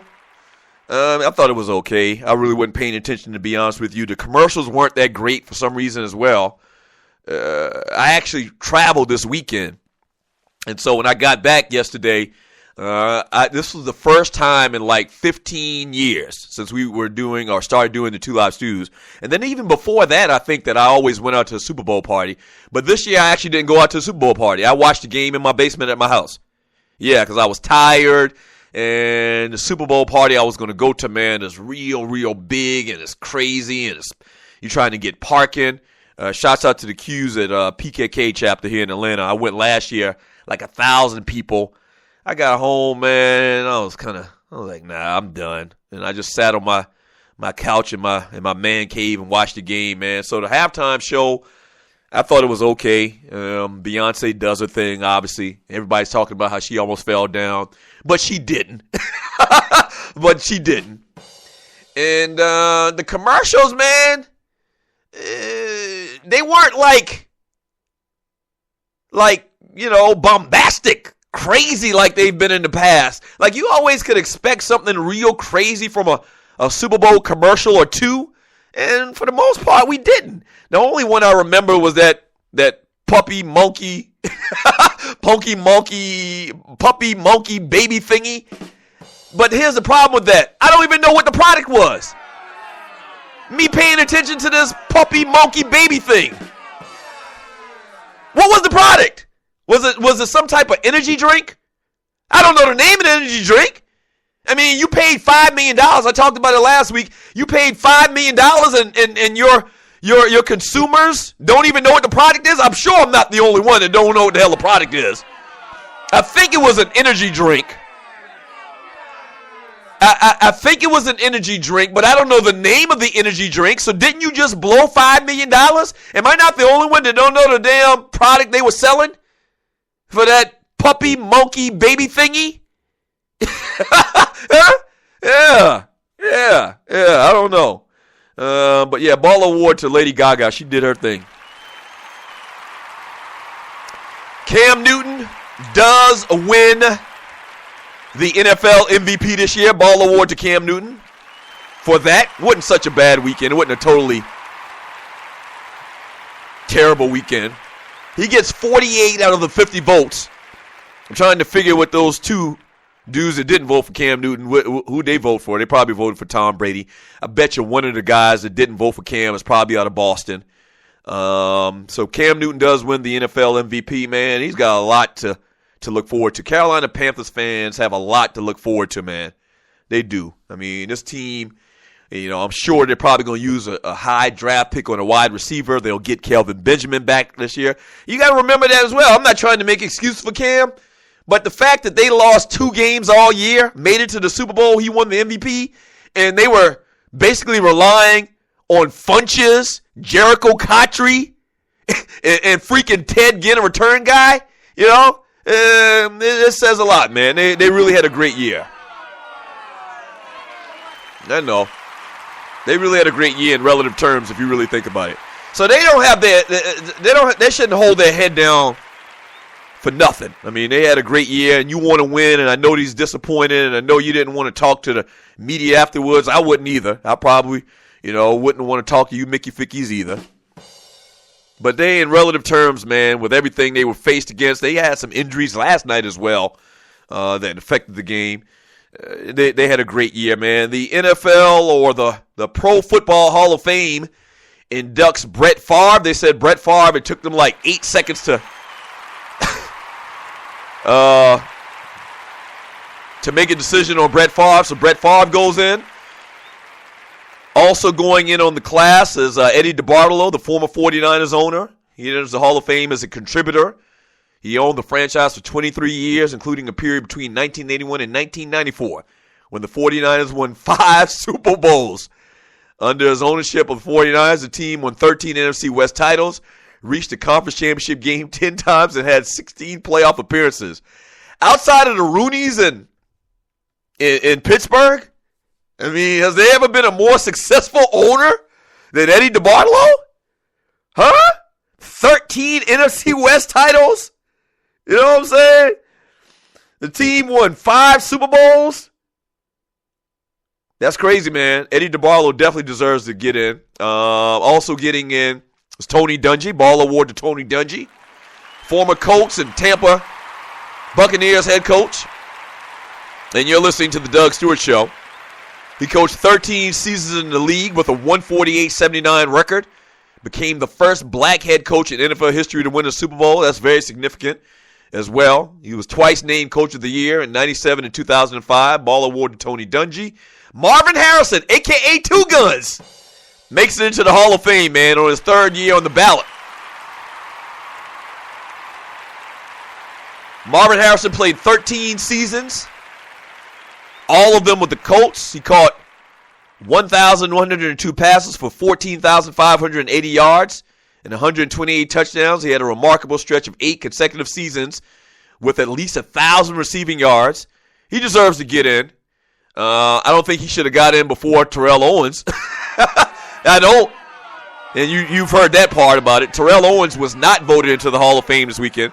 Now, you knew that was going to happen, and I've said that. I'm on the record saying I didn't think Terrell Owens was going to get in. He should have gotten in the first ballot, just like Michael Irvin and Chris Carter should have gotten in the first ballot, but they didn't. So you knew if those guys didn't make it first ballot, you knew good and well Terrell Owens with his controversial self, alleged controversial self, wasn't going to get in. But Marvin Harrison gets in, even with all the controversy as well concerning him off the field, and his old murder story. He still gets in, man. And that kind of proves to me it should be about what happens on the field, not necessarily what happens off the field. Marvin Harrison, even though he probably killed a man, they say allegedly, Marvin Harrison was that dude. He was the main target. He was the number one guy and piled up a ton of significant stats in the NFL. He deserved to be a Hall of Famer. So you can separate it. You can see that these voters, they can separate, what a guy did off the field and what they did on. So why didn't they use that same rationale for Terrell Owens? You know what it is. Kevin Green was elected after 15 seasons in the NFL. Played for the Panthers, 49ers, Steelers, Rams. He also got 160 sacks in his career, including 10 double-digit sack seasons. And you know what? I don't know why we don't talk more about Kevin Green. Kevin Green was a baller. I mean, he was.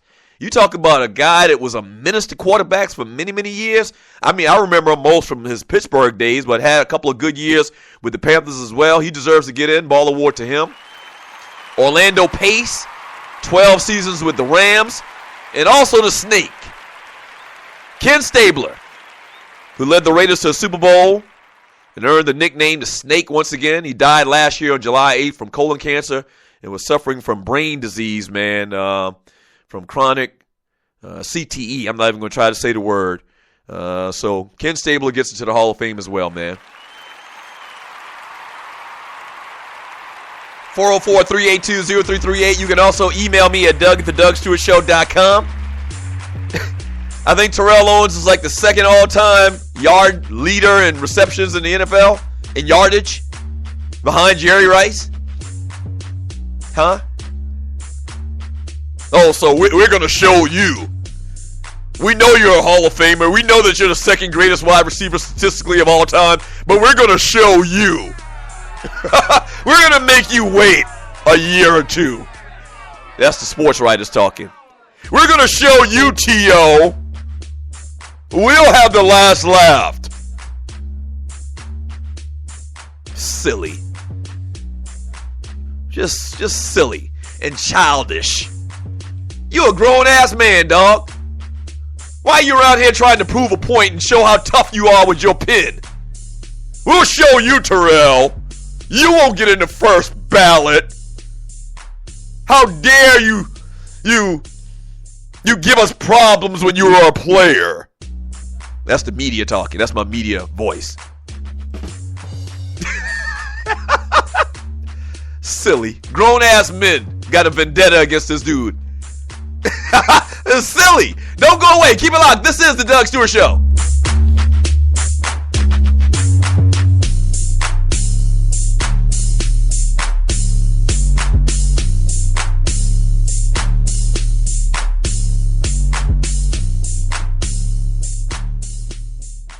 Fantasy sports fans are winning huge cash prizes every day at DraftKings.com. America's favorite place to play daily fantasy sports. Daily fantasy means no season-long commitments. Play whenever you want. Just pick your sport and draft your team. It's like a new season every time you play, so you're never stuck with the same players. Last year, $300 million were won at DraftKings.com, and you could be next to win big. Go to DraftKings.com now and enter promo code STU to play for free. That's STU for free entry now at DraftKings.com.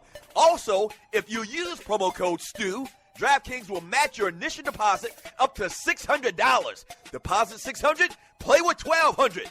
DraftKings.com, promo code STU. Do you have your own radio show? Are you an artist or a DJ?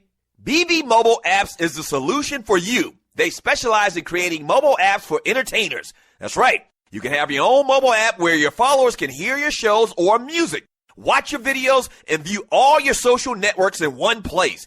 You can even make money with banner ads and send push notifications directly to your audience to make sure they get your messages. Everyone has their phones on them, right? A mobile app will add credibility to your brand because your content will be accessible to them while they're on the go. BV Mobile Apps also makes apps for bloggers, actors, and producers. The process only takes about 20 minutes. Just go to bvmobileapps.com and click Get Started Now. That's bvmobileapps.com and tell them the Doug Stewart Show sent you. This is your folk, Doug Stewart. Want to protect you and your family from life's unexpected mishaps? Then join 7. Join 7 is a prepaid legal company under the umbrella of the Protection Group. Join 7 is the only group benefit or motor club in the U.S. that offers auto reimbursement coverage, key replacement coverage, roadside assistance, gives you a current Medi-File, prescription savings, and fully encompassed prepaid legal benefits that include identity theft. They got your back. The average combined cost to purchase these benefits individually is over $850 a year. Join today and take advantage of all 7 for $17 a month. They've been around for over 20 years, so check them out by clicking on the banner link on my page, thedougstewartshow.com, or the app. Just go ahead and join 7.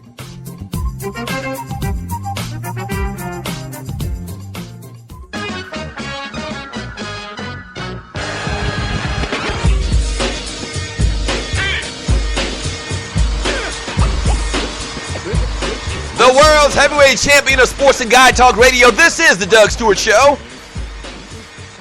And it's a Man Talk Monday. Shouts out to all of the Stewies. Thank you so much for tuning in. If you're new to the Doug Stewart Show, thank you. That's how we do it around here. Speaking of which, man, have you heard about the Triple F campaign? It stands for $5 for the flavor. We asked that if you like what you hear, Monday through Friday from 10 a.m. to 12 p.m. right here on the Stewart Media and Entertainment Network, the Doug Stewart Show, that you go to thedougstewartshow.com and donate $5 one time a month. That's all, $5 for the flavor. safe and secure through PayPal. Very easy. Independent radio, man. We're working to do some big things around here, man. Not just for a short time, but for a very long time. If you want to hear real radio, sports talk, guy talk, unfiltered opinions, you can do it right here, man. So help us out, man. $5 for the flavor. Go to the DougStewartShow.com, click on donate, and $5 for the flavor one time a month. This segment is also brought to you by our folks from Strickland Security. Strickland Security, man, some of the best in the business. If you need an alarm system, they have over 55 years combined experience in the business. They can get you a basic alarm system for $15. They can fix your alarm system. A lot of companies don't want to do that. I've been telling y'all this. Or they can even give you a real big boy alarm system, the coup de grace alarm systems with lights, cameras, action, and all of that stuff. Yeah. So check them out online at StricklandSecurity.com. That's StricklandSecurity.com. And if you do, tell them that the Doug Stewart Show sent you. Yes, sir. Yes. Yes. So Marshawn Lynch telling folks in his circle that he's going to call it a career, man. That he's done. It's a wrap for this. He turns 30 in April. He was limited to just 111 carries and 417 yards in the regular season because of a nagging hamstring injury. Five-time Pro Bowler. He's going to cost $11.5 million against Seattle's salary cap for the 2016 season if he returns. So there's a big question about Seattle even keeping him. You know, in this type of situation, a running back getting up in age, they usually cut him. You know, the contracts in the NFL, for the most part, ain't worth the paper they written on, especially for this type of situation. In his first full seasons in Seattle, 2011, Lynch led the NFL in rushing touchdowns and is ranked in the top 3 in carries, rushing yards, and rushing first downs. It appears that Lynch isn't going to be the first one. You've already heard Charles Woodson say he's going to retire. Calvin Johnson saying he's going to retire. I don't think they've definitively come out and said it yet. I don't think Calvin has. There's talk about Julius Peppers. Peyton Manning might retire. He probably will. Peyton Manning is going to retire. I don't know, what he's waiting on. But it's not even about Peyton retiring. Does he want to play or not? Would any team have Peyton Manning as their starting quarterback? Like, do you think even though they won a Super Bowl, do you think the Denver Broncos would have Peyton Manning back and say that you're going to be the starter for us this coming year? I don't even think that. I think they're probably going to roll with Brock Osweiler for at least a couple of years now. It's a wrap for Peyton. He's done. He has a great career. He's done. Stick a fork in his ass.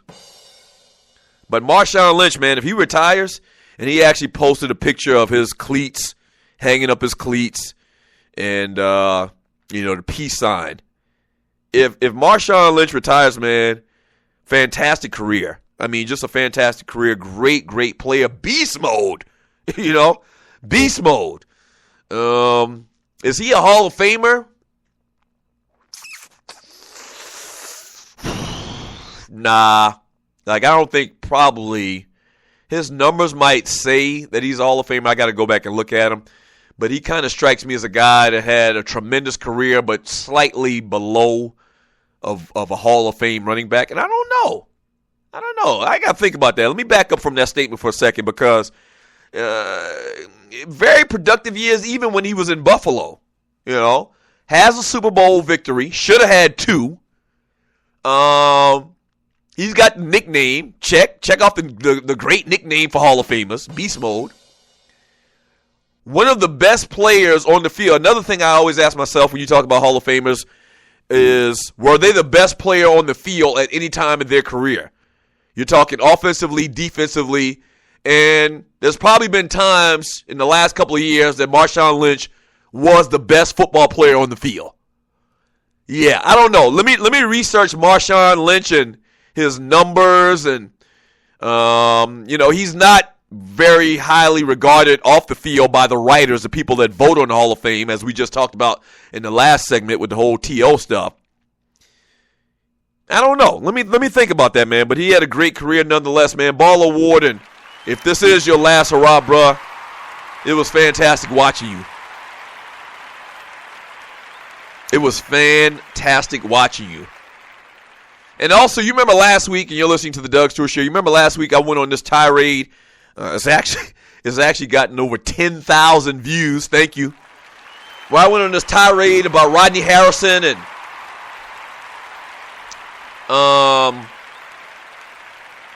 Ron Jaworski, in effect, co-signing Rodney Harrison, saying that he wanted to hurt, or if he were playing against Cam Newton, he would try to hurt him. And that's the big part about this whole thing that a lot of people were missing. I was reading some of the chat, and people were just glossing over the point that I was trying to make. The point that I was trying to make is that I've never heard a football player use the word purposely, or the words purposely try to hurt a fellow player. Yes, guys try to hit guys hard, and they try to lower the boom on them, and if they get hurt, that's fine. That's part of the game. And even guys have come out and talked about hitting dudes in their knees. That's kind of iffy, but at the end of the day, I really don't have a problem with that. Some guys you have to hit in the knees. This dude on this post just continued to talk about how players always talk about hitting guys in the knees, and he kept using the example of Rob Gronkowski. Yeah, I don't expect the 5'8", 175-pound defensive back to try to hit Rob Gronkowski high. That's part of the game. I understand that. The point is when you use the words, which is taboo as far as I'm concerned, and I have never heard before, when you use the words purposely try to hurt him, when you use the word hurt in a sentence towards a fellow player, that's out of bounds, and that's BS. That's the point of it, in a nutshell. And the other point of it is that the media isn't calling out Rodney Harrison. That's the other part of it. But from Thomas Davis, this is a quote from Thomas Davis and talking about the whole Rodney Harrison conversation, which everybody in America, once again, all the media glossed over. Thomas Davis had this to say. He says, it's crazy to think that I actually used to look up to a guy like Rodney Harrison, even after he got caught cheating. You do know Rodney Harrison was involved in like a roid scandal before his career was over. And that's probably part of why he says some of the dumbest that he does. Because he's probably still on them roids, on them steroids. So Thomas Davis tweeted out, if it's crazy to think that I actually used to look up to a guy like Rodney Harrison even after he got caught cheating. And then he also tweeted out, how can you sit there and say you would intentionally try to hurt another player? No respect for the game. Hashtag no respect for the game. Get this clown off the air. And that's all I was saying. That's all I was saying. Not only is it bad enough that you use the word and the words purposely hurt a football player, but you're in the media. You have a position of responsibility. And for you to say something like that, and really, outside of what I've heard from Thomas Davis in these tweets, I haven't heard anybody call out Rodney Harrison. Anybody in the media, NBC, his employers, former football players, past football players, present-day football players, other cats that played in the league in media should have been calling this man out. They should have been. And what was really worse was the fact that Ron Jaworski, a former quarterback, basically co-signed with it. Like, yeah, that's what happens in the NFL, knowing good and well that's not how he feels about how they treat quarterbacks, that they should baby quarterbacks and they should take care of quarterbacks. His ass was worse.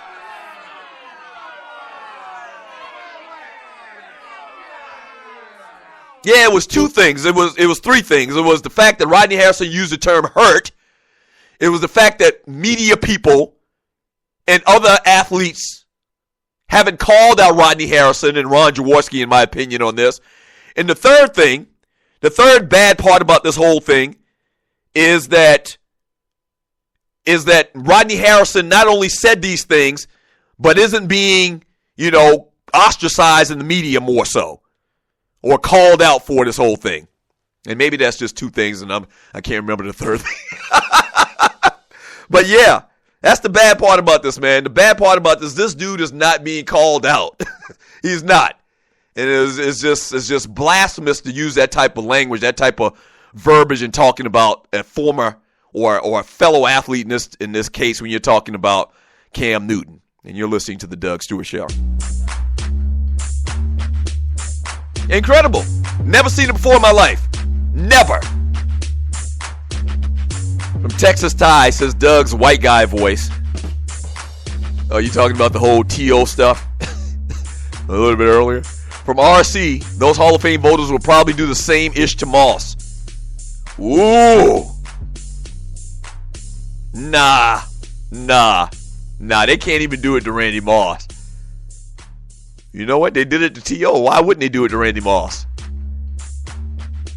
Nah, not even these punk-ass voters for the Hall of Fame are not going to keep Randy Moss in or let Randy Moss in the first ballot. Nah, they can't even do that. Nah. Or will they? Or will they?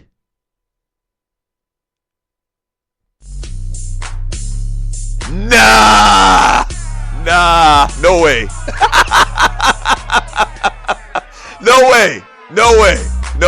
No way they keep Randy Moss out first ballot when he's up for the Hall of Fame. No way. All right, we get back from the break, man. We'll wrap today's show. This is the Doug Stewart Show.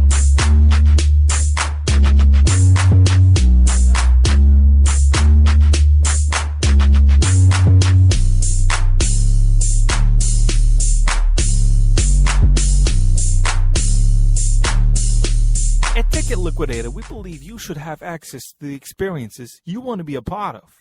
Since 2003, Ticket Liquidator has been connecting buyers and sellers with the most sought-after and often sold-out events across the country. Ticket Liquidator's nationwide network gives you access to one of the largest online inventories of sports, theater, and concert tickets, with prices lower than most companies in other markets. And our security policies are solid, so you can buy with absolute confidence. More tickets, better service, and lower prices, so you can witness the best entertainment, culture, and sports events worldwide. At Ticket Liquidator, we know that seeing a legend bring down the house or watching your team win the championship is about more than a ticket. It's about being there. For all your sports and entertainment ticket needs, call us at 855-638-3034. Again, that's 855-638-3034. Fantasy sports fans are winning huge cash prizes every day at DraftKings.com. America's favorite place to play daily fantasy sports. Daily fantasy means no season-long commitments. Play whenever you want. Just pick your sport and draft your team. It's like a new season every time you play, so you're never stuck with the same players.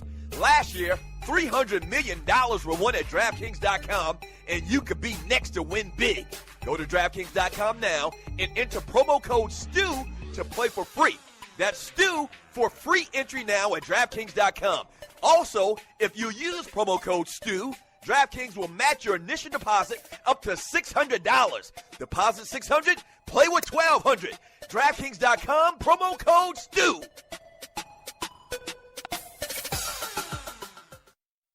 This is your folk, Doug Stewart. Want to protect you and your family from life's unexpected mishaps? Then join 7. Join 7 is a prepaid legal company under the umbrella of the Protection Group. Join 7 is the only group benefit or motor club in the U.S. that offers auto reimbursement coverage, key replacement coverage, roadside assistance, gives you a current Medi-File, prescription savings, and fully encompassed prepaid legal benefits that include identity theft. They got your back. The average combined cost to purchase these benefits individually is over $850 a year. Join today and take advantage of all 7 for $17 a month. They've been around for over 20 years, so check them out by clicking on the banner link on my page, thedougstewartshow.com, or the app. Just go ahead and join 7.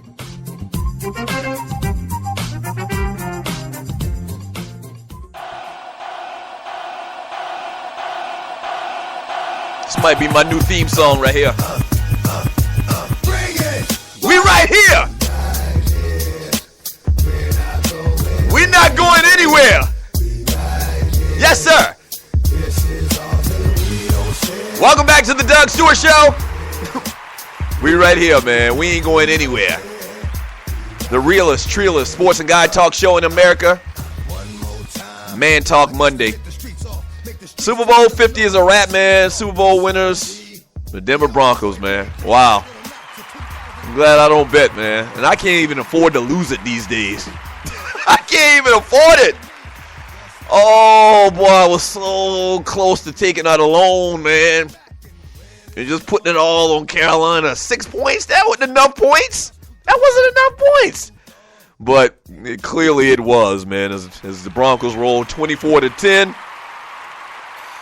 Oh, boy. You're listening to the Doug Stewart Show. Coming up in about 15 minutes, man, the return. There's been a lot of returns. The return of the two live stews. The return of the Poe Politicking Show. Poe had actually been under the weather, man. My man Poe, Chris Porter, host of the Poe Politicking Show. He'd actually been under the weather, man. Had some surgery, and he'd been down for a minute, man. But he's back broadcasting on the Stewart Media and Entertainment Network. Welcoming a special edition of Turbo City Radio in conjunction with the Poe Politicking Show to present the exclusive interview with hip-hop group Dead Prez. Poe chops it up with Stickman and M1 over a range of topics, including Dead Prez's origin and the influences that drives their revolutionary but gangster style of hip-hop. So today, coming up in about 15 minutes, man, the Poe Politicking Show interviews Dead Prez right here on the Stewart Media and Entertainment Network. If you're a hip-hop head, stay around. Definitely interesting stuff. I heard it already. Good stuff. Let me read some of your chat, man, from Corey. Corey says if you watch, Corey has a Denver Broncos avatar. Oh, my gosh. Corey says if you watch football, you knew Curtis Martin was that dude. If we did not have Terrell Davis, Martin would have a ring. I don't know. Curtis Martin, don't get it twisted. Curtis Martin was a great running back. Fantastic running back. But if you're new to the Doug Stewart Show, I don't know if you're new or not. One of my things is they should have two wings of a Hall of Fame. They should have a Hall of Very Good and a Hall of Fame. Hall of Fame is Tony Dorsett, O.J. Simpson, Barry Sanders, Emmitt Smith. That's Hall of Fame. Hall of Very Good, Terrell Davis, Curtis Martin, and maybe Marshawn Lynch. Marshawn Lynch, maybe even to me, like I think more, about his career towards Marshawn Lynch than I probably do Curtis Martin. Now, maybe part of that has to do with the fact that Marshawn Lynch had this physical style that was very, very recognizable, and that he had a Super Bowl ring as well. And, Curtis Martin, his years, even when he was with the Patriots, they didn't win a Super Bowl. I think they went to a Super Bowl when Parcells was the coach. But his years in New York were, they were good. They were great. He put together a ton of great years. I can't take that away from him. But when I think Hall of Fame, I think the juice. I think O.J. Simpson. Curtis Martin didn't even have a nickname. Yeah. I'm being facetious about that, kind of, sort of. But not saying he wasn't a great player, man, but just didn't seem like a guy that I would mention with the all-time greats. From Gerald, I got 5 say if Marshawn gets in the Hall of Fame, he doesn't do a speech. He got to do a speech. I saw somebody mention in the chat, it says Marshawn Lynch's Hall of Fame speech would be, I'm just here to get my gold jacket, boss. That would probably be Marshawn Lynch's Hall of Fame speech. Let's see. From Clay Davis, Stokely Carmichael. Randy Moss is not getting in the Hall of Fame on first ballot. Irvin, Carter, Reed all didn't make it first ballot. So, yeah, Moss not making it first ballot. But here's the thing. Randy Moss is better than all of those guys. He is. I will contend that Randy Moss is the best wide receiver I've ever seen. If you're new to the show, I get a lot of flack. I would take Randy Moss. This is beside numbers. Clearly Jerry Rice, number-wise, the best wide receiver ever played. A lot of people say Jerry Rice is the best football player to ever play. But when you're talking about wide receiver, I would take Randy Moss before I would take Jerry Rice. I think he's a better wide receiver. Simple as that. Forget all of the talk and the debate and the numbers. Forget all of that. No, Randy Moss, the best wide receiver ever step on the field that I've seen. I haven't seen, Paul Warfield and, guys like that before my time, before the 70s, the mid-70s. Randy Moss, the best wide receiver. So for that alone, I think he should be first ballot, even though Carter, Michael Irvin and T.O. didn't get in. Those guys were great. Those guys were phenomenal. I agree those guys should have been first ballot Hall of Famers. They weren't. That's wrong that they weren't. But besides that, I even think Randy Moss is better than those guys. So, yeah, if you're doing a comparison, you say Randy Moss or you say Terrell Owens, Michael Irvin, Chris Carter didn't get in first ballot, so Randy Moss should be. No, Randy Moss should be looked at even at a higher level than those three guys. No disrespect to those guys. But come on. Come on, man. None of them guys ran 4.2. None of them guys ran 4.2. You can make the argument that Terrell Owens and Michael Irvin went up and got tough catches and double coverage, but those guys didn't routinely beat triple coverage. And I mean routinely. Those guys didn't beat, zone defenses where the safety just floated back in your zone and you ran past that guy anyway. Those guys didn't have that God-given ability that Randy Moss had. We'll see, and we're going to talk about this. We got another year to talk about it. We may even have more than a year. Is Moss up for the Hall of Fame this coming year? Whenever he is up for it, we're going to have a lot of debate about it. But, yeah.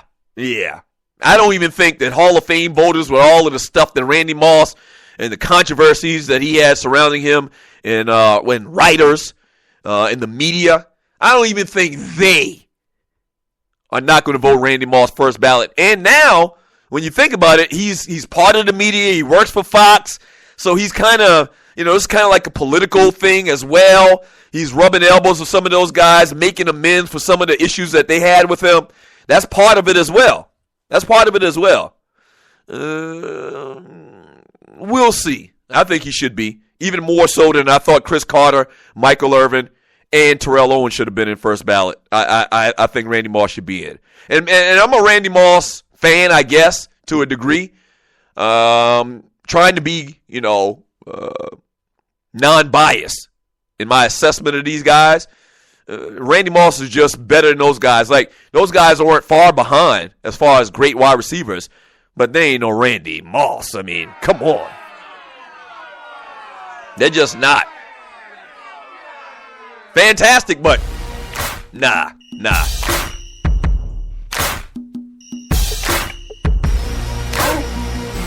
This is really a day I wish I could stick around and do bonus stew, but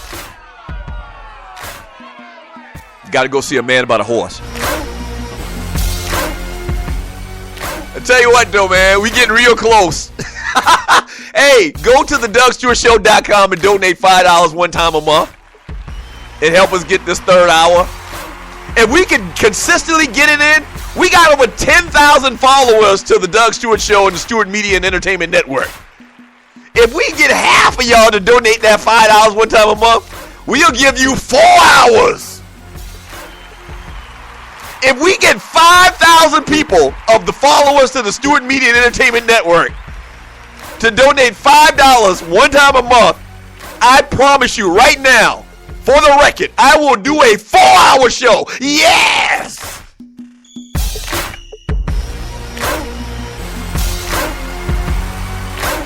And I really do appreciate whenever you donate to the Doug Stewart Show and to the Stewart Media and Entertainment Network. I really do appreciate it. But we ain't close to 5,000 of y'all donating $5 a month, one time a month.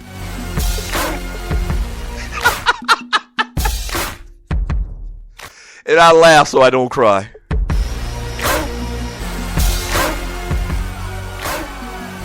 Yes, sir. But it's all good. Praise his holy name. Thank you for joining me today on the Doug Stewart Show. Shouts out to the waterhead himself, Walter. Thank you so much, Walter, for doing what you do. To the engineers to the show, Dwayne Vassan, Gerald Oliveri, thank y'all. To my man Pink Gator, Beans and Cornbread on the production for this hot-ass track. Yes, sir. Yes, sir. And to all of the Stewies, man, without you, there would be no me. Thank you, thank you, thank you. I saw we got a lot of new people in the chat room. Didn't get a chance to read as much chat as I would like to. But just know that I thank y'all for tuning in. Tell one person about the show. We really would appreciate it. Coming up next, in about 3 minutes, the Poe Politicking Show returns, man, to the Stewart Media and Entertainment Network. Once again, very interesting interview with hip-hop group Dead Prez. Stay tuned, all right? We'll do this show again tomorrow. Same Doug Stewart time, same Doug Stewart channel. Yeah.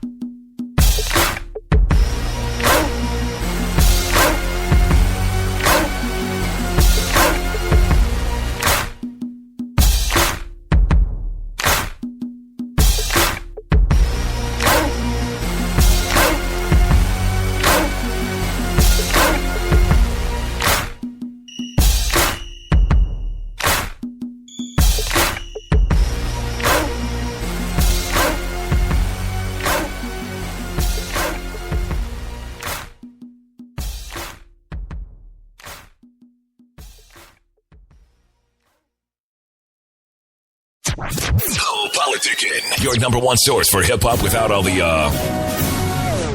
politics.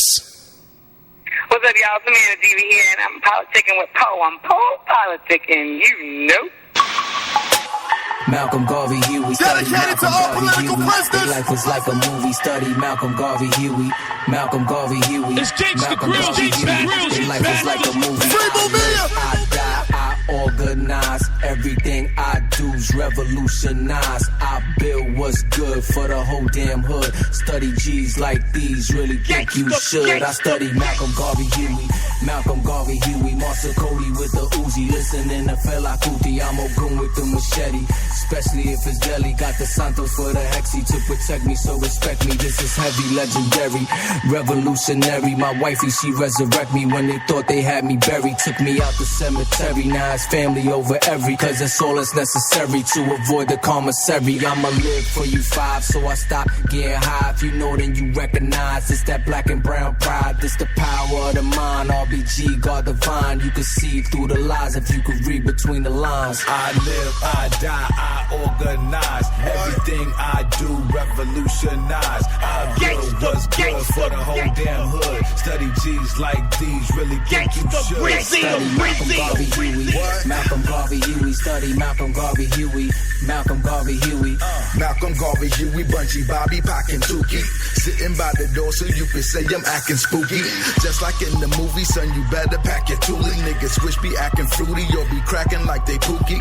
Rather smoke a doobie than be burning and eluding. Bang, bang, pig shooting. We should blame Rudy Julie. Yanny for the camera, shine a white and nose candy. Let you banging on the system, you a gangster wearing panties. RBG, my family from the Bronx to Miami. Police cannot stand me, Pacquiao like a Manny. Call me Little Bobby Hutton, cause I'm first to push the button. Rappers don't be saying nothing to the system, we say fuck them. This is for the Honda, Mama C, Mama Akua.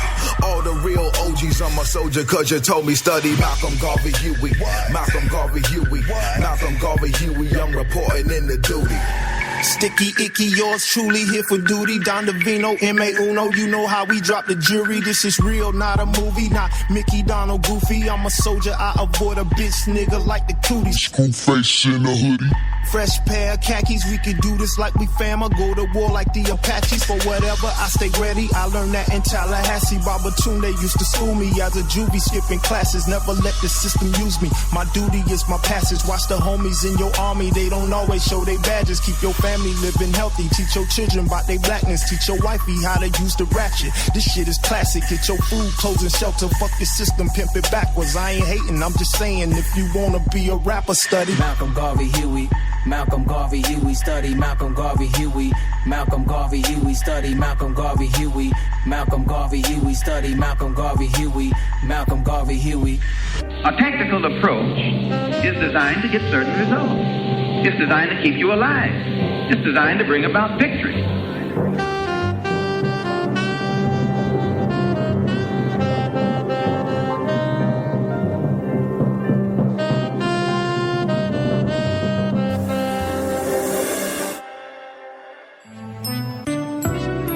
Don't let anybody take your manhood.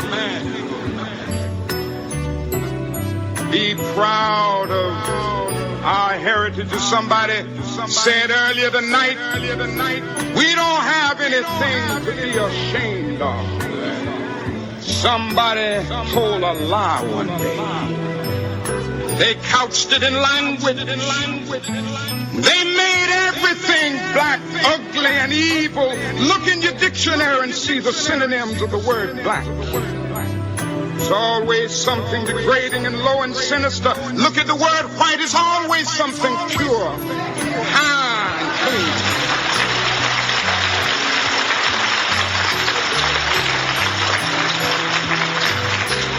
But I want to get the language right tonight.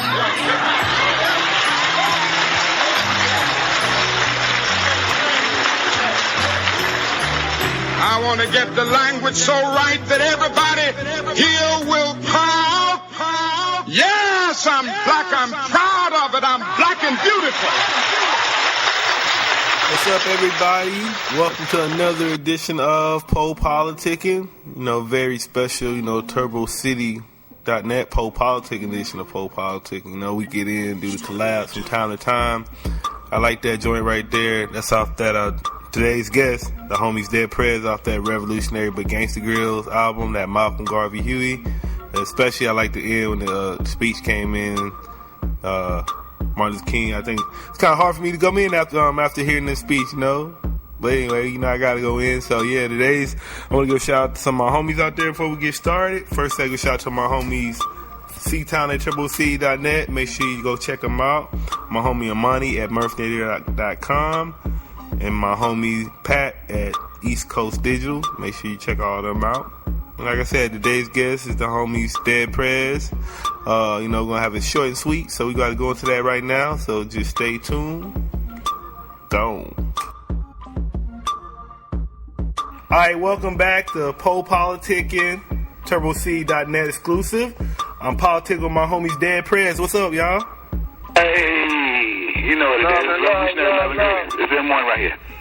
What's up, Stick Man? I'm Derek, man. How you? I'm good, man. The first thing I told you a little earlier, but I want to make sure, man. First thing I want to do, man, I just want to say thank y'all for everything y'all do for hip hop and just black culture in general, man. Like I really enjoy what y'all do, man. I think that's dope, and a lot of people ain't doing it, so Appreciate that support and the encouraging words, comrade. So. All right, so the first question, I'm just going to go back and forth and let y'all answer each question. I'm going to go for M1 first. I just want you to talk about the formation of the Dead Prez, like how y'all got together and everything like that. Oh, well, I met my partner in Tallahassee, Florida around 1990, 1991. When I came to Tallahassee to pursue education at Florida A&M. And so, I didn't know what I was really getting myself into trying to go to school. But I knew, what I did find was a greater education in the community that was around the school in Tallahassee, Florida, which is basically the community that produced and connected communities that produced my partner Stickman. And so when we got together, we were going through similar struggles in the world and in life, and we compared our notes and contrasted what we could do to affect our situation in the world, and that realistically, this was the inception or the beginnings of the formation of Dead Prez. Dead Prez, we started out as organizers and potential revolutionaries, and you know what I'm saying? Yeah, I mean, say, one of y'all, I was reading that one of y'all was with the Black Panthers, or both of y'all was Black Panthers?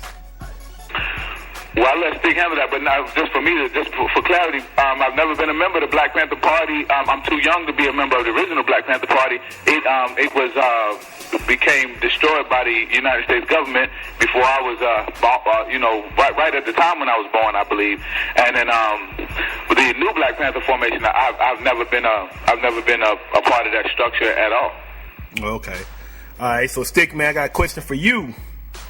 The question, like, when I was reading about y'all on Wikipedia and everything, like, you know how it says see also? Like, it had, like, see also, it had Malcolm X, Robert Kennedy Jr. and all that, Robert Kennedy, all them. So I want to know how you feel about that, because kind of like they put you in that same class as Malcolm X as far as, like, a leader and everything. So how y'all feel about that? Wow, man. I mean, I don't know if they did that on an accident or what. I mean, you know, I would never put myself on a level of Martin Luther King or Malcolm X as a man. You know, I'm a son of those guys. You know, and you know, I think what we do have in common, you know, with them is that the same message, you know, that they and the commitment and the things that they were about while they were alive is what the vibration we picked up on and are trying in our own ways to contribute to that same struggle. So, you know, I mean, if they would have put me in there with a dope dealer or, you know, a police or somebody, then I might have been pissed off. You know what I mean? But since it's them, you know, I'm gonna let Wikipedia slide this time. You know what I'm talking about? Hey, look, I wanna say something that's really interesting about that too. Is that man, right now, like literally right now, I'm with Malcolm Shabazz III. I'm with Malcolm X's grandson. He's here in my house with me right now. That's crazy, huh? And so last night, I met up with him in Houston, and we've been chopping it up. And it's incredible because I was playing him some of the music that we have done, because he did a couple of stints behind enemy lines in prison. And so I asked him, had he heard any of Dead Prez music? And he said, yeah, way back when he was locked up. And so I played him a little bit of stuff from what we're doing, and it's amazing how many times we reference Malcolm X. Like, we reference Malcolm and have reverence for Malcolm in such a way that for a second I almost became uncomfortable in the car, because I'm like, damn, am I, you know, is this too much for this, you know, for his bloodline to be hearing all this, you know? But I'm pretty sure he get it all the time. But it's just amazing that they associate directly Stick, who has a resemblance in some ways with Malcolm as well. Well, with Malcolm right on the net, and then I happen to be with his blood grandson right here, right now. I would say, make sure you tell him I said what's up, man, because you know, I think like what his Malcolm X book and Angela Davis book, they was probably like the most inspiring books to me, like far as just, you know, getting my mind right, you know, what's going on in society and the world. And I want to ask y'all, like, what are some of y'all favorite books? Because y'all be dropping a lot of knowledge in the music and everything. So what's some of y'all favorite books y'all read and everything? Okay, I'll go first. I'll give you two, and Emma probably give you two in a different category, right? Okay. First, I just want to say I think all categories of reading and information absorbing and studying is great. You know, I think if you leave out any category, is like leaving out one of the food groups, you know? Yeah, I feel you. You need a whole meal, right? So, you know, I'll tell you, too, that I think should be on the plate. Like, this book called The DOug Stewart SHow, and it's by Bruce Lee.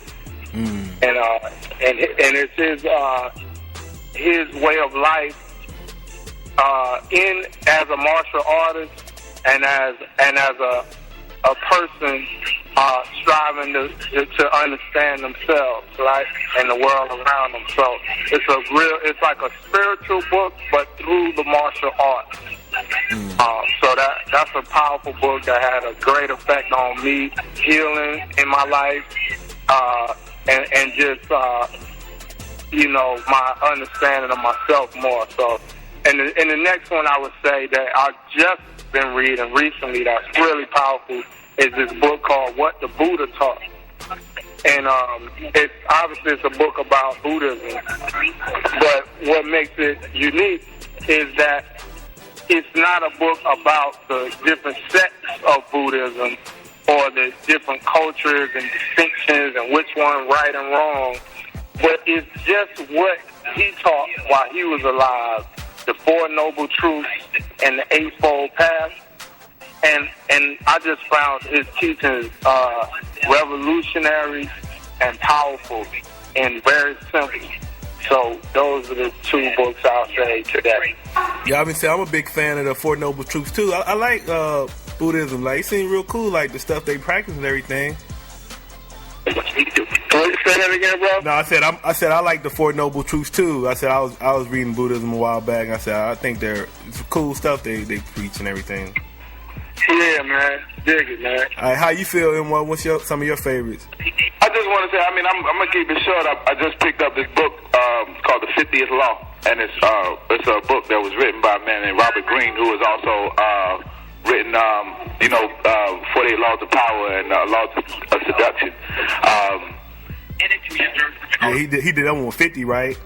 Yeah, he did, and so he just basically studied 50's life, and basically it's a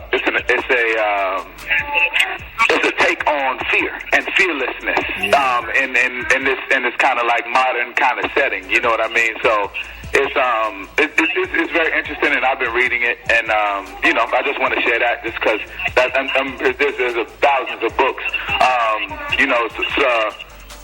someone I read this quote yesterday that someone asked, well, can you tell me, what makes you who you are today? You know what I mean? And what one thing defines who you are today? And that's so hard for me to define because it's like asking a lion which one of the lambs that he ate made him the lion that he is today. Yeah. So it's so many influences. It's thousands of them. I feel you. All right, like one of my homies back in the day when I was in the Marine Corps, I was in the Marine Corps from 2000, 2004. He was from Texas, and he was actually the one that put me on to y'all. So I told him I was interviewing y'all, and he told me to ask y'all. He had two questions for y'all. The first question, he wanted to know when's the new EP coming out? I guess M1, you can answer that for me. Say that again now? He want to know when y'all coming out with another album. That was the first question. And perfect question. Well, we about to put it out right now. We just put out the prelude to an album called Revolutionary but Gangsta Grills we did with DJ Drama, and that's actually available since June 22nd on deadprayers.com. You could go download it right now. Gratis, straight up, and for free. Yeah, I got it. And, but it's a prelude to the next album that we're putting out called Information Age, which we are working on right now at the moment and plan on dropping before the end of the year. So that's what it is. You know what I mean? All right. Then he wanted to know. I didn't think he asked me when are y'all gonna do a song with Talib Kweli? I'll let you answer that one. That's his favorite. He want to know when y'all gonna do a song with Talib Kweli. Yeah, you a fool for that, dog. Hey, man, I ain't seen Talib in so many years, man. I'm in the A now. M is in Miami, and we used to see each other a lot more often in Brooklyn or whatever. But We actually have recorded a song with Talib before called Sharpshooters. It's about 10 years ago, but you know what I mean? We definitely work together. Who knows? When the spirit is right, when the vibe is right, it will connect on it. I also got to say, boom. It's a small world. I mean, I'm gonna let that question go. It's all good, but definitely Sharpshooters. DJ High Tech produced that joint, which was a banging beat. So tell them to check out Sharpshooters. I'm gonna reiterate it, and I'm gonna let it go with that. Okay. And I wanted both of y'all to, let's say you got a aspiring artist, like they trying to get in the game and everything, trying to be successful. I want you to give them some advice. What advice would you give them? Both of y'all, starting with Stickman. Study Malcolm Garvey Huey. I'll start, man. I don't know if you asked me, but I'll start. If you want to get in, if you want to do anything, man, the key is to what is it to know what it is you want to do. What is the game? You know what I mean? Where does it start and stop at? You know what I mean? Understand the business, understand the political aspects, understand the cultural responsibilities that you have or don't have, and try to be as informed as you can about the whole game, the whole process, so that you can make the best, every move your best move, and a way to go about making your strategy or planning, I would say another book to even recommend is Sun Tzu, The Art of War. And I think that everybody should read that book or books like that offer you education on what is strategy. What does it mean to be a planner? What does it mean to not move on desperation or not move on fear, but to move on understanding, to move on wisdom? So whether you're trying to get in the rap game, you're trying to be the next top model or whatever the hell, I think strategy is how you should move, and if you don't understand strategy as a science, then I would say study strategy. Find some time and space in the hectic hustle bustle world to make that one of your recreational things. Is invest in understanding strategy and then actually apply it, because that's the only way you're going to really get an understanding is through applying it. But if you don't know what principles to try to work on, then you're just going in the dark. And what happens when you walk into any game, especially games where there's millions of dollars, and you walk in there in the dark, you get beat upside the head and you get taken advantage of. So that would be my advice to anybody trying to get quote unquote in the game. Wow. And I want to just add on to Stick perfectly what he's saying and chime in by saying he said Sun Tzu Art of War. I say read Stickman Art of MCing. We could get it bossupbu.com. You know what I mean? And it's a great understanding of Stick's strategic understanding of navigating through MCing and the technical and like the human part of bringing yourself to this sport, to this blood sport. And so come on in and get with that one. That's definitely a great one to read. Right. Can you shout that site out again? It's the Art of MCing.com. The website is upbu.com. BOSSUP BU, letter B, letter U.com. Oh, okay. Yeah, bossupbu.com. That's the company that I formed to put that book out. And it's also a website that has, merchandise, books, T-shirts, music, things like that. And it's like an affiliate of what we do as Dead Prez Inc. You know what I mean? So if people don't know that who might be listening, that's one of our companies. Yeah, we have to check that out, man. All right, I don't want to talk y'all to death, man. I just want to give y'all a open mic. Anything that I didn't ask y'all that y'all want to tell y'all listeners, y'all fans? Just anything. Fuck the system, pimp it backwards. I don't even know. I want to say all power to the people, and I mean that. I really mean that. All the power to the people. Just in that statement alone says everything that I'm talking about. Transferring power over to our community is the equivalent of revolution today. Oh, I know I want to ask y'all. What's y'all opinion of Obama right now, President Obama right now? Who's president? Not my president. My opinion of Obama is,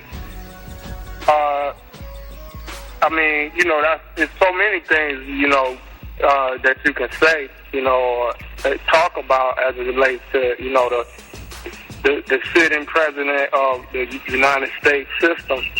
I think that his significance is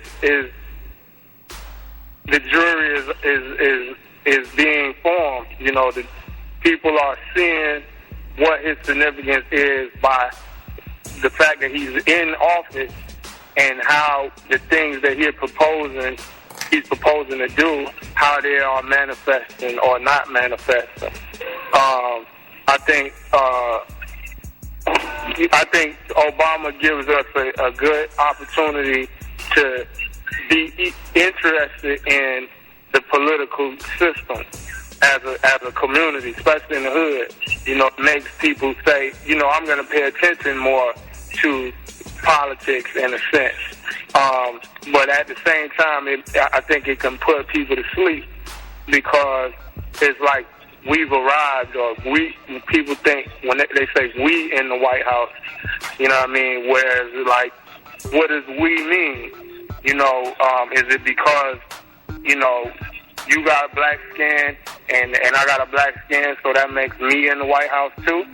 Or is it because of your worldview and your politics? Like, are we in the police precinct? A black police commissioner? Or Are we in the government because we got black people in the government?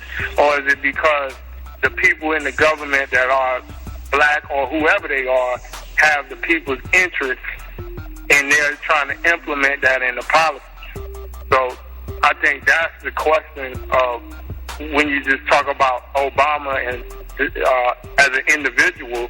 I think that's the more progressive question, because other than that, then there's no reason to talk about him as an individual, because he's just the figurehead for the same system that's been in place for years, huh? Slavery was founded. Yeah, I feel you. I just want to thank y'all for coming through politicking with me. Yes, sir. I want to say y'all want to tell them how y'all website and everything. I think y'all said it before, but you want to tell them one more time, or if y'all got Twitter or anything? Hey, it's deadprez.com and also bossupbu.com, man. No hustle, no progress. Let's go. Yep, and you can hit me up, M1DeadPrez. That's that Twitter, at M1DeadPrez, and you can just hit me on Facebook. I got a fan page, it's M1, and I'm steadily responding. So look up for all updates, posts, everything about Oscar Grant, everything about Palestine, everything about black folks struggling, everything about black folk winning. Come on, let's get it. People's advocate, M.A. de la gente, comprende y entiende, you feel me? Know what I mean? The people's advocate, I work for the people. The streets is my office. Out here popping that politic like we always do about this time. Po-politicking. Y'all stay tuned. That's what it is. I'm going to see y'all in the whirlwind. Pete Newton, keep shooting. You know, I've been working so hard. I done got skinny again. That means I'm still hungry. Dead press. Morocco drama. I know way too many people here right now listening to this mixtape. Revolutionary. Like, who the fuck are y'all? I swear it feels like the last few years in the mainstream. Everyone forgot about repping the cause. What are we doing? What are we doing? Oh yeah, what about let's get free? Taking care of family. This is a song of my life, man. Cause all I know to be is a soldier for my culture. And it's far from over. RPG, dead press like Lincoln. Never fall off. What the hell was y'all thinking? RPG, dead press like Lincoln. Never fall off. What the hell was y'all thinking? We 10 years deep, still real, still eating, still middle finger to the police, and still mean it. This is RBG code. It's more than just a pop song. If you don't know, you must ain't been out on the block long. Let me show you how to speak the language in better form. I swear this life is like the realest movement ever born. Truth is like a 44 Magnum in this business. I'm about to go Jonathan Jackson on you bitches. Little homie, you know you can catch cancer from them switches. Don't get lost in that liquor till it eats up your liver. Gotta spit it how I live it. I am my brother's keeper. Rappers' integrity today is cheaper than some reefer. The whole game is blunted. Everybody wanna be a stunner, but where's the honor when the white man running? I know way too many people here right now listening to this mixtape. Like who the fuck are y'all? I swear it feels like the last few years in the mainstream. Everyone's forgot about repping the cause. What are we doing?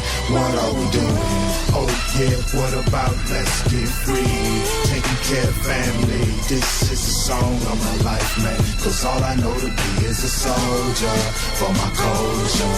And it's far from over. Yo, one thing about music, when it hit you feel no pain. 10 years later, ain't shit changed, but the players in the games. Yo, one thing about music, when it hit you feel no pain. 10 years later, ain't shit changed, but the players in the game still ahead of the pack. Ask Drake, he studied my rap. Matter of fact, I give him that, but the Lizzie ain't selling no crack, so I take my flow right back. Stop the beat. It doesn't matter how many records they selling, cause all this bullshit they yelling gon' start a hip-hop rebellion in the real world. Don't have no boundaries and fears. This word sound power that we putting in their ears can change the real world. It's bigger than diamonds in your necklace. We out here doing dope, toting pistols, acting reckless in the real world. You can't just act like you don't care, cause what you gon' have left in the fame and fortune disappears if you a rapper, trapper, actor, finger snapper, copycatter, or money getting cracker, then just say it. But then if you a fake snake cake, claiming that you pushing weight when you ain't, do I really have to say it? I know way too many people here right now listening to this mixtape. Like who the fuck are y'all? I swear it feels like the last few years in the mainstream. Everyone's forgot about repping the cause. What are we doing? What are we doing? Oh yeah, what about let's get free? Taking care of family. This is a song of my life, man. Cause all I know to be is a soldier for my culture. Got a song request, comments, or a shout out? Email us at poppoliticking@gmail.com or call our toll-free hotline at 1-888-412-0390.